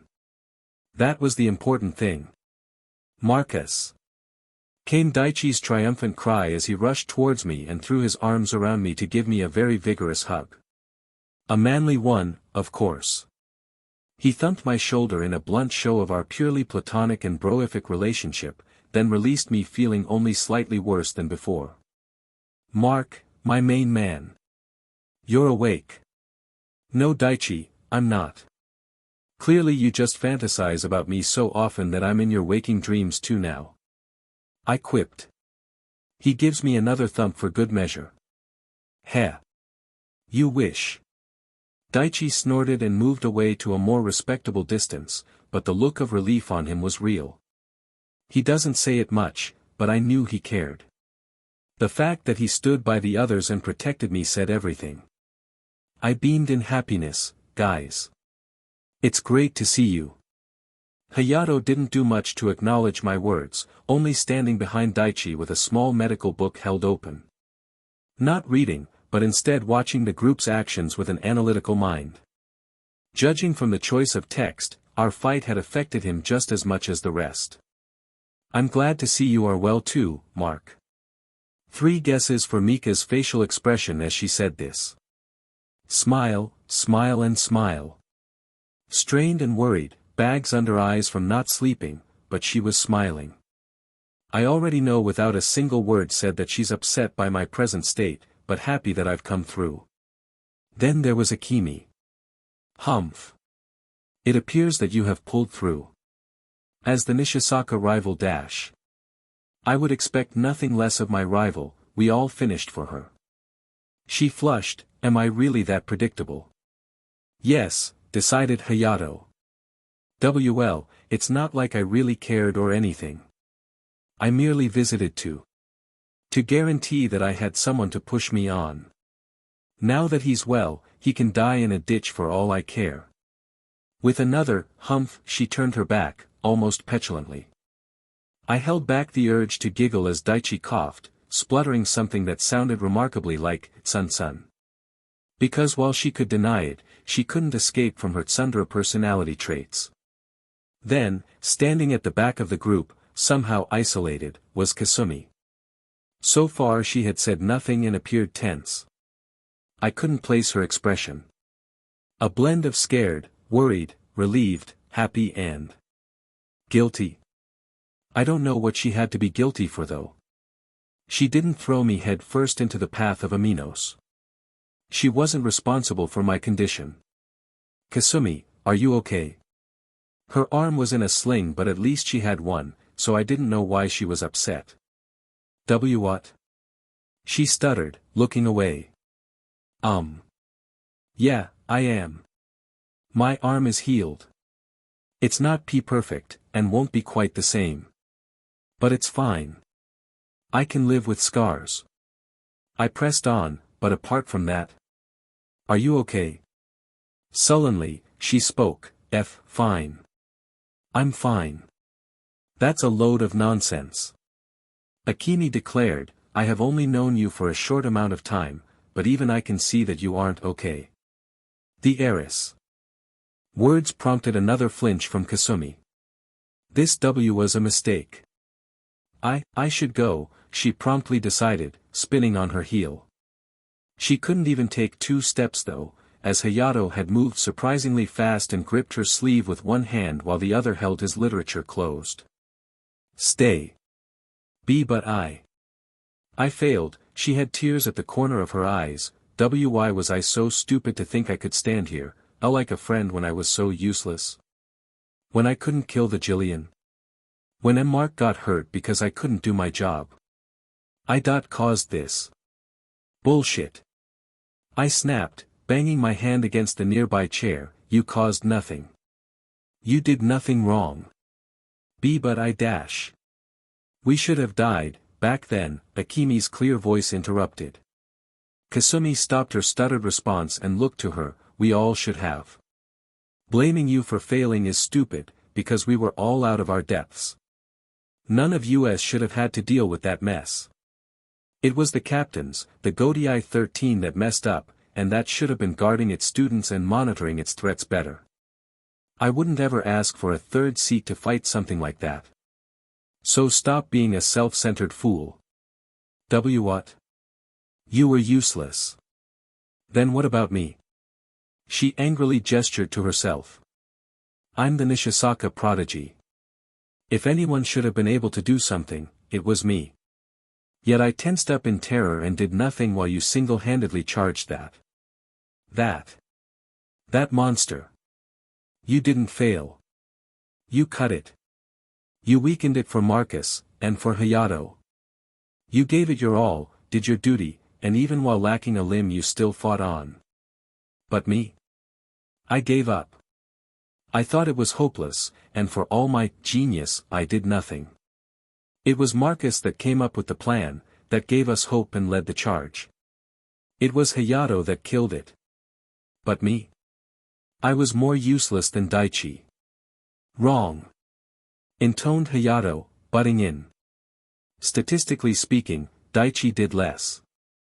Hey. Daichi complained, but didn't deny. Shut up, bookworm. Pervert. Not helping. She snapped, then turned her fiery temper back to Kasumi, so stop being so selfish and self-blaming. You accomplished more than I did. She trembled in anger and regret. You're better than I am. I'm sorry. Kasumi said. Stop apologizing. No. I'm sorry, because you're right. Kasumi gave a shaky smile. I guess I wasn't as useless as I thought. Nah. You kicked butt out there. Daichi praised, throwing an arm round her flirtatiously while waggling his eyebrows. We should celebrate. Together. Daichi, I reminded, remember that she's technically strong enough to snap you in half. Literally. I meant we should celebrate. Together. As a group. Yeah. A group. Preferably with at least Marcus and Akemi between us. I sighed, a tired smile on my face. Same old Daichi. His perverted antics actually tend to liven up the atmosphere, generally brightening the mood. Maybe we should celebrate, that is. Congrats we're all not dead, except for the whole Shinigami thing. Party would be awesome. Wouldn't it just? Shouted Daichi. Well then, once exams are over in a week, let's go out drinking. One big party. Just us 5. 6, I corrected, Kasumi should come too. But. I wouldn't want to intrude, she said shyly, they're your friends. Any friend of Mark is a friend of mine, Mika said benevolently. I haven't known you long, but I could grow to see you as a friend. Thank you, the medic said sincerely, a smile on her face and her previous troubles forgotten for the minute. So. Party, or no party? I said, seeking clarification. Party, this time Akemi confirmed. After surviving that, I would gladly stoop to drinking with commoners. In fact, I'd almost enjoy it. It'd be a pleasure to drink with you all. Though, it's not dash. Like you like us or anything. She flushed again, in what I was sure would become a long-running GG. I'm not that predictable, am I? Yes. Hayato. You aren't helping. We all laughed, and I couldn't be happier. We'd all lived through the impossible, but the experience had brought us closer together. After surviving that, we could survive anything. I'd want nobody else to have my back, and would charge into hell at their sides if ever they asked. Truly, I could ask for no better friends. I voiced my sincere thoughts aloud. If my voice shook, or I had to wipe my eyes, then it wasn't because I was injured or had dust in my eyes. It was because I truly felt that these guys were the closest thing I had to family in this world. Ah shucks, my scarf-wearing friend scratched his neck, and said what we were all secretly thinking, group hug. Group hug. I nodded solemnly, smile still in place. They gathered round my bed, as I couldn't rise, then Daichi started it, Hayato put aside his book and added to it, while Mika happily partook in. Akemi was a bit more reluctant, no doubt mindful of her status, as well as our own, but she too tentatively stretched out her arms and joined. Mental hug. Screamed Javan, no doubt wanting to join in the action. Sure. You too. Partner. Finally, Kasumi was the only one outside the hug. As if she were an outsider. I frowned, as I didn't want that. Come on. I said a full group hug. Daichi commanded. But, you hardly know me. There's still a place for you, and if I have to humiliate myself with this, you can do so too, grumbled the redhead. Fine. I could have sworn that the third seat used Shunpa to get to the bedside that quickly. With a content smile she joined the hug, accepted into this group moment despite her relative lack of former interaction. She was welcome here. The moment lasted a few seconds longer, then we broke apart. It didn't need to last longer. We made a good team, didn't we? Mika whispered as she drew away. I admit it. We did. Akemi conceded, more open than she normally was. It's a shame we'll all be going our separate ways, to be honest, I mused, I'm in the 5th squad. I'll join the 6th, added Akemi. 2nd, supplied Mika. F4th. Kasumi announced, as she was already a Shinigami. And others. Finished Daichi for himself and Hayato, who had yet to decide their place. Truly, this was the start of something in the end too. Hey. Just because we're in different squads, doesn't mean we ain't got each other's back, right? Daichi said. I mean, if any of you guys ever asked for help, I'd drop everything and be there in a flash. He clicked his fingers. Like that. You're my friends, and we got some good chemistry. I'd be there. No way am I letting no. Stupid military organization separate Team Daichi. Hayato snorted, since when has there been Team Daichi? He spluttered, that hurts. It's been, like forever, man. I'm the leader, Hayato's the smart guy, Mark's my bro, Akemi's the smug one and Mika's the chick.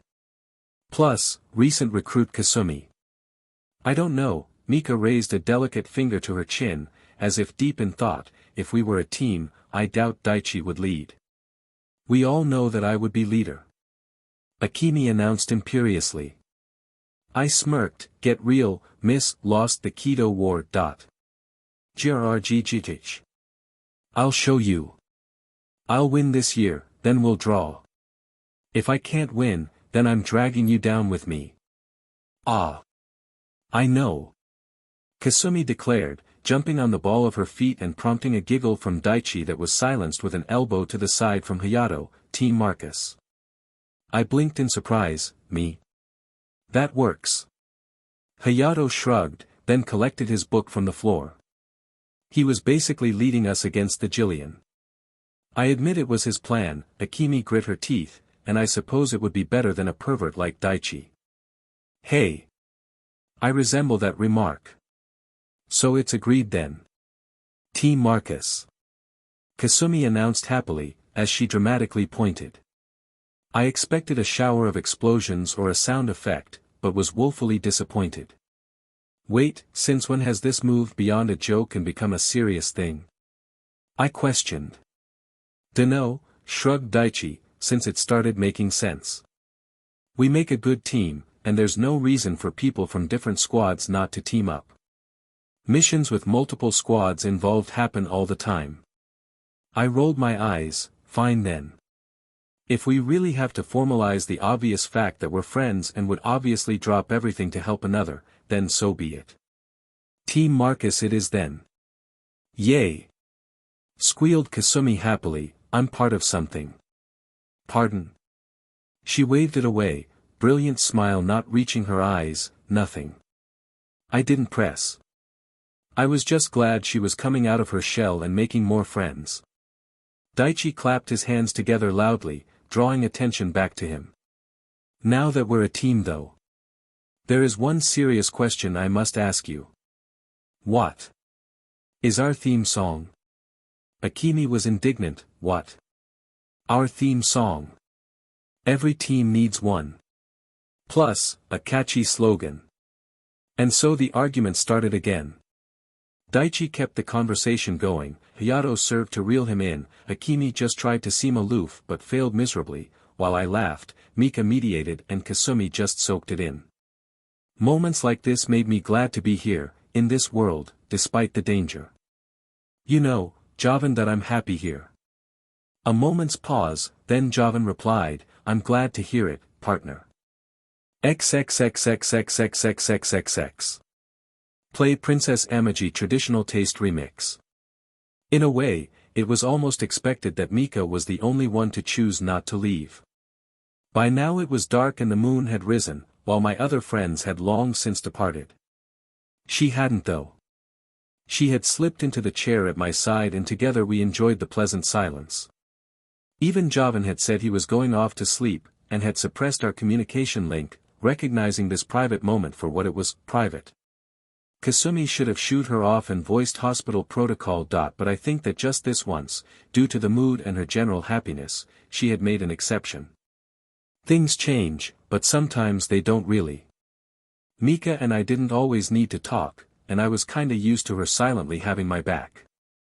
I almost lost you. Mika admitted, presumably accepting what had happened only a day or two ago, when we fought that Minos. You nearly died. I know, I sighed, it was me that did the almost dying. It made me realize something. Something important. Well, what was it? That I didn't have forever. That things were changing. And that I really needed to remind you of something important. You don't need to explain yourself, I reassured her, you're my closest friend. Just say what you need to.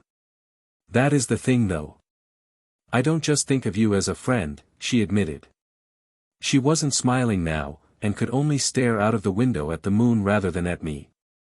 It reminded me of 2 other times we talked, the times that truly made me feel like we were close.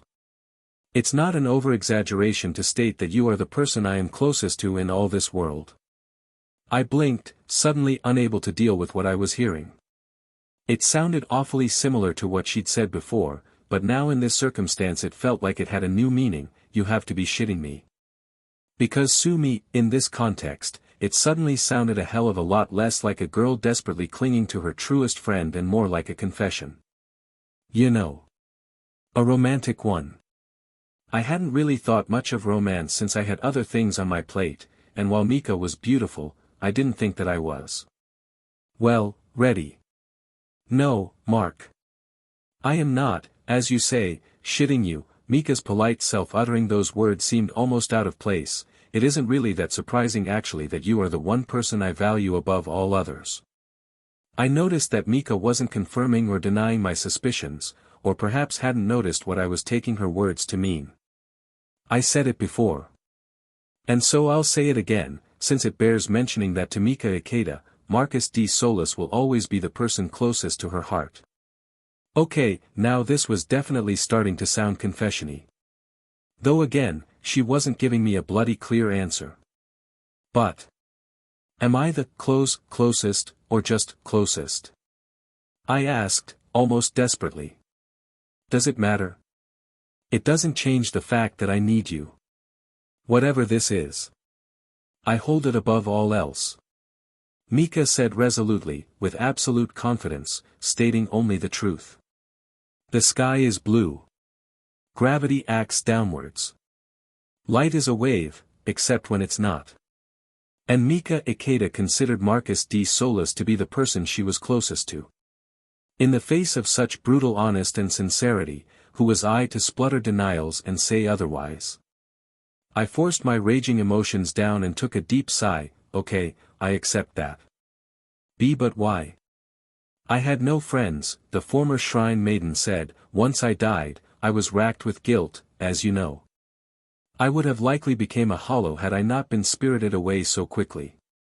Likewise, for the decades I spent mourning I was hardly in a position to make bonds with people. You didn't have a single friend? I asked, almost disbelievingly that nobody would want to be friends with a girl like her while she was in the Rukon district. If they did try to extend the hand of friendship, I slapped it away, the Japanese beauty admitted with small tinges of shame. Even when I entered the academy, I had no tangible connections to anyone, and didn't dare or try to form any bonds. Then I met you.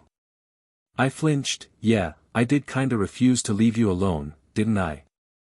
You did, she nodded, and I'm glad you did. You dragged me kicking and screaming from my solitude. Step by step, night by night, month by month in that garden you made me open up, despite myself. And then, you did something miraculous. You gave this lonely girl friends. She pronounced the word like it was unfathomable. Let's be honest here, the others are your friends. They only accept me by their sides because you do. While they care for me now, it's because of you that they began. I said nothing, only sheepishly scratched my head. I didn't know what to say. I could hardly argue that what she said was a lie. After today and what everyone said, it was obvious I was the glue tying us together. Even that bstrd Eisen said so. And even more than that, you gave me closure. Now was when Mika chose to allow herself to smile her beautiful, radiant smile. You took on my burden, accepted me, and allowed me to move on with no regrets. Yeah, but you're the only reason I even got here. I argued. I would have given up back in that first month if you hadn't been there for me. Because that's what friends do, we're there for each other. So I'm nothing that special, since anyone would do the same. No, Mark. Believe me when I say that not everyone would do what you did. She shook her head sadly, and even if they would do it, in the end it was you that did it. In that garden, you promised to never leave me. To never forget me, the me of the present, as well as the me of the past. That means everything to me. By the end she was whispering. It was only our close proximity that let me hear her. Mika. I say all this again to remind you of just how important to me you are. You are more than a best friend. You are my closest companion. The person that accepts me. That saw beyond my mask. That made the promise. The look in her eyes suddenly became fierce. After the events in the world of the living, it truly made me realize just how dangerous our occupation is, and just how much your passing would affect me. Mika, I repeated again, still unable to deal with her blunt honesty. I was used to the girl wearing masks, dancing around issues, mincing her words and hiding her actions. Here she was being open and straightforward, and it was going past all my defenses. Only on one other very serious occasion had I been able to remove that mask. For you, I would do anything, she declared. It's easy to say I would die for you, because it's shockingly easy to do so. To protect you, I fought even though I was sure I would die. I honestly thought I was going to die when we charged the Minos. I couldn't hold myself back. Despite my condition, I lunged forwards and threw my arms around her. Sheet. Mika. I was just as scared as you are. I might have hit it well enough to motivate the others to fight, but that Minos Grande was terrifying, so for the love of God, don't say that again. I'm a hypocrite since I'd do the same thing for you in that situation, but you have no idea how much it would break me if I lost a friend. And that is precisely what I like the most about you, she insisted, returning the hug, that honest, unyielding devotion to those you care for. But while you would do the impossible for a friend, I would do anything for you. I said I would die for you. But more importantly, I would kill for you. For your sake, I would bloody my own hands. No, I shook my head. Mika had lived a hard life, and she didn't deserve any more problems. If I was truly the person she cared most for, then so be it. Either way, I wouldn't add to her burdens. I would never ask for that. I know, she nodded, pulling away, but the intent is there. No matter how much I would hate it, for you I would do it. I would willingly commit such a thing, even if you never asked me to, if only it would help you. It was moments like this that reminded me that despite the smiles, Mika was a sad, lonely woman. Not the young girl she physically appeared to be. In years, she was old enough to be my grandma, and she had spent much of that time alone and miserable. Even if I wished otherwise, something inside her broke long before I met her. And I couldn't honestly blame her for this. Devotion. Not since I knew her so well. I was the one she cared about the most, therefore I was the one she would always prioritize, even above such things as her remaining innocence or even her life. I've thought long and hard about it, and made my decision. I was taught that there is always balance. Yin and yang, light and dark, right and wrong, creation and destruction. In our case there is an imbalance. You did something priceless for me, and there is nothing I can do to replace that. So instead I offer a promise for a promise. Are you sure? I tentatively asked. Yes. She said simply, awaiting my reply with quiet dignity. I gave another tired sigh, fine. While I don't want or need your promise, whatever it is, if it makes you feel better then feel free to make it. I intended to do this regardless. She declared, before she rose from her seat. Then, she bent down, falling gracefully into a one-legged kneel. Like a knight before her liege. Mika was always a girl that seemed very oriental. From the way she moved, talked, looked and acted, she was distinctly Eastern, a Japanese woman at heart. Seeing her do such a Western pose as a knight's kneel was kinda shocking. I promise to be your sword. She declared from her position, eyes averted. I'm pretty sure a sword has to be, metal. Not a girl. I pointed out, utterly ruining the moment. Mostly to try and buy a few seconds to process the batshit stupid thing I just heard. A metaphorical one, she said almost irritably, and one whose prime moment you just ruined. Look, you just suddenly knelt before me and said something as ridiculous as the fact that you'd be my sword. You deserve it. Mao, she sighed cutely, shaking her head. I almost heard her muttering about hopeless males, fine. I shall be blunt then, as I seem to be doing so much tonight. I don't really care much about being a Shinigami now. My petty reasons for joining are no longer as important. They're not petty, I defended. Perhaps not, but that doesn't change the fact that now it feels less important. As time moves on and my memories are taken from me, I'm sure that it will become only more unnecessary. She shook her head sadly. Whatever cause you end up fighting for in the future, I'm certain it will be far greater. Kasumi was right when she told me that you would someday be great. Already it is clear to everyone that you have a promising future, having already slain a Minos Grande. Hayato did it, I muttered, but was ignored. So since I can't help you in other ways, there is only one thing I can give you. My loyalty, she specified. I implied it during that silly Team Marcus moment, but it goes beyond that. Between the Godii 13 and you, I will always choose you, Marcus. I looked around suspiciously. Be careful about saying that, Mika. Still in a Siriidii hospital, And this is a military group. You don't let them hear you saying traitorous thoughts if you want to keep your head. My apologies, she didn't sound sorry at all, but it's true. Before I plan to enter the second squad, or perhaps enter the stealth squad and join the hunters. I will still do that. Except now I'll serve as your hidden blade. There will be threats you'll never see coming, people who will despise your Ryoka nature, and more enemies that you cannot face alone. Now, Mika rose, and gripped her sheathed blade tightly. Therefore this humble former shrine maiden shall serve you from the shadows. I can never be your knight, as it were. I'm not suited for such a role. Likewise, there is no burden I may carry for you. All I can do is what I have been taught to do, deceive and kill. I will always be watching out for you. She switched back to her voice of absolute truth. I will always be your ally. Even after my soul has passed back into the soul cycle, even after time itself grinds to a halt, you will never be alone in your endeavors. I'll be there for you, like I know you'll be there for me. That is my self-proclaimed promise. I will be your sword.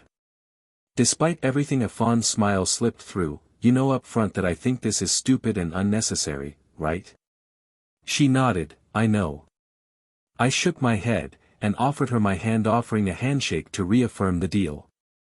She could be just as stubborn as me, it seemed. Well, if you're so dead set on this, then fine. A promise for a promise. I'll always remember you and stand by your side, while you'll be my sword. My eyes rolled at the silliness of all this. I was glad no one else was currently here. That's all I ask for. She took my hand and gripped it firmly, refusing to let go, I do swear. Nothing more was said after that. Nothing more was needed. Together we watched the moon through the window, until eventually I nodded off, still holding her hand. When I woke up in the morning she was gone, like a ghost. XXXXXXXXXX. Fate was suffering the emotion commonly referred to as disappointment. The error in the system had not only survived the machinations she had put in place, he had suffered little overall damage and through blind luck had actually improved his own position, earning allies and experience. The entity disliked this. In a world such as this, the threat she had sent should have easily overwhelmed and erased the error. The fact that the error had beaten it was worrying. Say what she will about the relative weakness of this error compared to others, it was tenacious. Truly, it had a stubborn nature. Given enough time and energy it would naturally become a large enough threat to warrant sending in the big guns. Suffice to say, while some barely survived the big guns, most fell, while none left with anything resembling victory. Except that one error. While inactive at the moment, it had single-handedly caused the most problems she had ever encountered. She was going off tangent. This error would eventually grow in strength, but she doubted it could ever match the outlier. Even so, this error was still irritating. But she could deal with this. For such was fate. She was inevitable, and she was patient. This attempt failed, but the next would not. It would be a while before she could strike, requiring many months to prepare and weave the outcomes required to make it possible, but when she did the error would be deleted. And if it survived again, then escalation would be the meaning of the day. And then once it was gone, all would be right with the world. Good morning, Marcus. The foot met my stomach, and I was shoved from my bed. With a groan I opened my eyes, wondering where I was and just who the hell had hit me. After all, who'd be waking me up at this god-awful time in the morning? Seconds passed, then when I didn't answer, my assailant pressed on, "Come on, Mark. It's 11 in the morning. The exams are over, our time as students is over, and today we get our results." Oh, it was Daichi waking me. Shoulda guessed really. Then the details flickered back to me. A week ago I had left the hospital, 4 days ago I sat the final examinations with my friends, and now today would be the last one at the academy. I didn't know what to feel. I should be happy that all these years or work, and it would finally pay off. Yet, I wasn't happy, satisfied, or relieved. "Hey Mark. You're not gonna yell at me for kicking you out of bed?" Daichi asked. "No," I replied, "I guess I'm just not that feeling it today." "Why not?" He complained, "Today we become men. Real men. We're gonna get a job, join a division, and then go out and drink. It'll be grand." Why wasn't I feeling happy? I didn't know. I just had the feeling that something was different today. Something had changed. Maybe it's like when you wake up after your birthday and you just feel a bit strange, being a year older. I suggested, not really believing my own words. Meh. I guess that makes sense, Daichi shrugged, then went to leave. You should hurry up. Hayato's cooked pancakes. That brought a slight smile to my mouth. Hayato was the cook of the apartment, and a good one at that. Just give me a minute. I'll be ready then. Probably. Sitting there on the floor, I sighed. With a shake of my head, I got to my feet and went to get ready for the day. I might not have known why I felt so weird, but that didn't give me an excuse to sit around doing nothing. After all, today was the day I would officially join the Gotei. Kinda exciting, I suppose, I said aloud, though in truth I meant it for my partner. He didn't reply, so I shrugged. Guess he's still asleep, or taking a lie-in. Javan normally watched my life and commentated my every action, but Even he must get bored of that. It didn't surprise me that occasionally he cut off contact with me to get more sleep or have some me time. Either way, I couldn't dwell any longer. Today was a special day, and nothing would ruin it. Not even my crummy mood. XXXXXXXXXX. With a smirk, I analyzed the board. Arranged on it were dozens of names scrolling down, each in a column. At the tops were the subject names, and running vertically down were the class rankings and score each person had gotten. I'd already looked at all my other scores, now there was the final one, Keto. There, at the top, was a name. Guess whose? Jirarjijivich. Growled Akimi. DMN it Marcus. I was sure I'd had you this year. I had been certain that it would be I, Akimi Nishisaka, who would have the fabled number 1 spot. Sorry Akimi. Or should I say, number 2, I teased, a definitely not humble smile on my face, looks like it's 4-2 to me. I claim the title of Keto Badass as my own, while you get to be my adorable and quirky Tsundra sidekick. I am not adorable. She insisted, stomping her foot and scowling. In reality, her scowl was closer to a pout. And yes, she was adorable. Didn't deny the other stuff, muttered Hayato as he scrolled down to find his name squarely at number 4 in the Keto chart. But I'm not. She reiterated. Nobody pointed out she was throwing a tantrum like a toddler, and nobody was going to. The prodigy had mellowed out over the years. Still, not a bad haul, I said. You were marked out of 10 for each subject, and you needed an average of 4, which was a pass for a subject, to qualify for an official post on a squad, though some divisions had different requirements to enter, or made special allowances. Sure, lesser subjects like sensing and stuff were considered and graded too, but they only really cared about the core 4. In my opinion, I was pretty set. Zanjutsu, 7, pretty solid. Hakuta, 4, barely passed. I'm pretty weak compared to normal souls, while my examiner hated me. Lucky I got that much. Ho-ho, 5, better than Hakuta, but my body still can't handle higher speeds.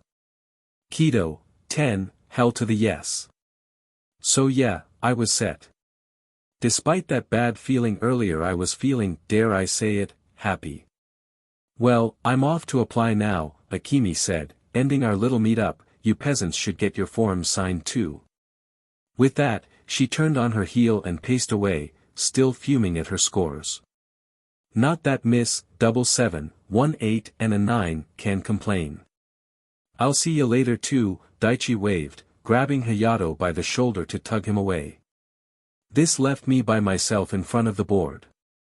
Mika had to do all this earlier as second division places were rare and went quickly, and said she'd be gone much of the day due to Captain Soi Fon's strict entry conditions and personal testing to cull the applicants, while Kasumi was working. She'd said she would try and pop in and join us for our pub crawl though, which would be fun. I guess I'd better get it out the way. I procrastinated for a few minutes, then finally forced myself to action. It was time to go deal with Aizen. Here's hoping Jovan gets off his lazy but to offer me some company and support for this meeting. I'd need it. Screw it. More procrastination. A few more minutes before I was matching wits with the biggest bad for this setting wasn't too much to ask for, right? XXXXXXXXXXX. I've been expecting you, noted Aizen dryly from his seat at the 5th Division's official recruitment booth.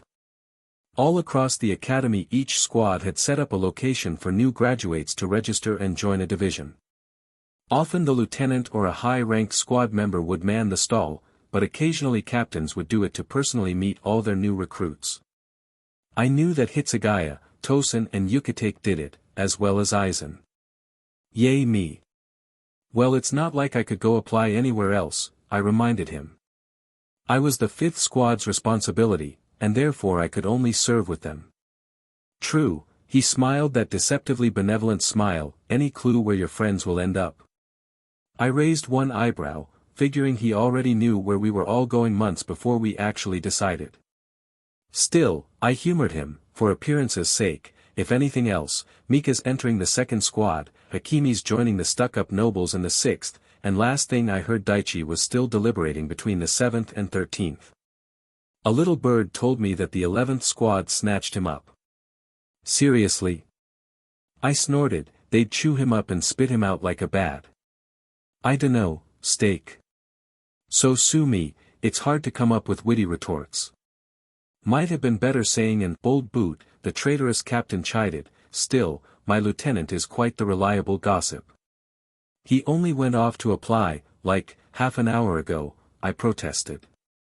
Gossip travels fast when all the women have super speed, he joked. He was walking to the 13th booth when he was recruited at knife point. Knife point?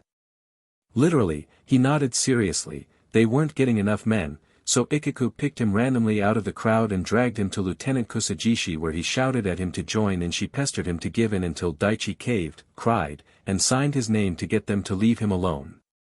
Wow, I blinked in surprise, SCKS to be him. Indeed. Still, young Mr. Akamori is far better off than his friend. He actually showed up at my booth not long ago. I narrowed my eyes. Why the hell had Hayato been snatched up? Oh wait, he killed Aminos, and Aizen just loves stealing all the good recruits so he can put them under his bullshit Zanpakuto's control. Speaking of which, I'd better watch out for that. He never told me he was going to join the 5th squad, I said pleasantly, though there was an undertone of suspicion I couldn't hide. Well, he doesn't say much, does he? Aizen defended, still, he must care for you. When I asked why he wanted to join the 5th, all he said was, Marcus will need my help more than anyone else will. You really have been gathering quite the circle of sorry, friends, haven't you? And that bad feeling was back again. F it.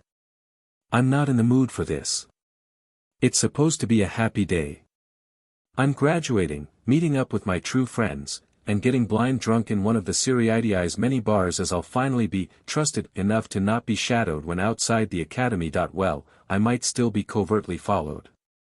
Not like I can tell. Can I have my paperwork please? I asked curtly. Of course. That bloody pleasant smile said. Me off, something wrong, Marcus? You don't seem quite yourself. I eventually settled on, that it's nothing, before I filled out the form as quickly as I could, making sure to leave half of the content blank to reaffirm the amnesiac quota, and the rest just to PSS off Aizen when he had to correct or follow me up to do it properly. Well, have a pleasant day, Marcus. Aizen patted my shoulder encouragingly, before gesturing away, it's a beautiful day outside. The sun is shining, the birds are singing, and people are happy. Enjoy the nice weather while you can. In a week's time your break will be over, and it will be off to active service for you. Everything will change then. Everything changes, huh? I muttered to myself. That was true. I felt like I was on the verge of something. Like I should know something. Like those words were meaningful or important in some way. Then it was gone. That it does. Now off you go. Shoo. He ushered me away cheerfully, then readjusted his glasses and called for the next student to approach the desk. I stood there dumbly for a moment, trying to figure out what to do now. The others would still be busy, and I didn't know where they were. So I had a lot of the afternoon to kill soon. And I didn't even have Javan's amusing commentary to pass the time. Screw it, I threw up my hands in defeat, if you can't beat M, join M. With 6 years of early morning school, I could do with a nap. Besides which, maybe some rest will be enough to get rid of this persistent feeling. XXXXXXXXXX. In the end, I didn't nap per se. I found a bench and took to people watching, looking at all the other students and teachers as they went about their business. Some were relieved, others happy, some less satisfied, while some just carried on as they always did. When I ended up in a fictional setting, I'd figured that I'd be brushing elbows with canon all the time. Coincidental meeting, contrived greetings, encounters with everyone from the MC to the sides, that kinda stuff. In reality, apart from Momo and Unohana, I'd had little real contact with canon characters. It made sense though. The world was larger than just what happened in canon, and thousands worked in the Seriidii. Every person I watched, everyone walking through here, were their own people with their own stories. When Rukia and Ranjaku are off having adventures, what does every other seated officer get up to? What of the other nameless background characters? Because each squad has more than a dozen unnamed seated officers who were no doubt active in canon but never got screen time. I enjoyed watching the crowd and wondering just what they got up to, and what sort of tales they had. Hell, I even imagined what they would think looking at me. Watching me, in the common garb of the academy, I didn't look like a dimensional traveler stuck in another world. I just looked like one more soldier in the endless army of the afterlife. Heh. I bet that if nobody could figure out my origin, it's the same for them. For all I know, one of those nameless NPCs could be another self-insert just like me and I'd never even notice it. Beat. PFFF. Nah. That'd be just stupid. As I watched though, I almost went into a trance. I'd meditated enough to recognize the feeling. As I watched them I slowly thought less and less, losing myself to the sleepy mood I was in. Slowly, sneaking up on me, the mood overtook me. Then I knew nothing, not even perceiving what happened to me. The crowds had just become one giant blur to me, and time became meaningless. Before I knew it, hours had passed and I had barely noticed them go.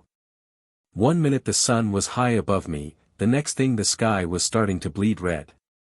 Sunset would be here soon. I blinked, and then I was out of my trance. How the hell was I out of it for so long? I asked aloud, but got no reply. And just what woke me up? Marcus. Daichi waved from across the courtyard, along with Hayato, who only did so due to Daichi having one arm round his and physically forcing him to. It's almost time to go. So that's what awoke me. I subconsciously felt his spiritual presence or something. Come on, slow coach. Stop sitting there like an old man. We're in the springtime of our youth. He declared with a boisterous shout, pumping his free fist into the air, while his other frantically tried to force his companion to mimic his actions. The bookworm was not amused. I smiled, amused at his antics. My strange feeling wasn't gone, but for now I could ignore it.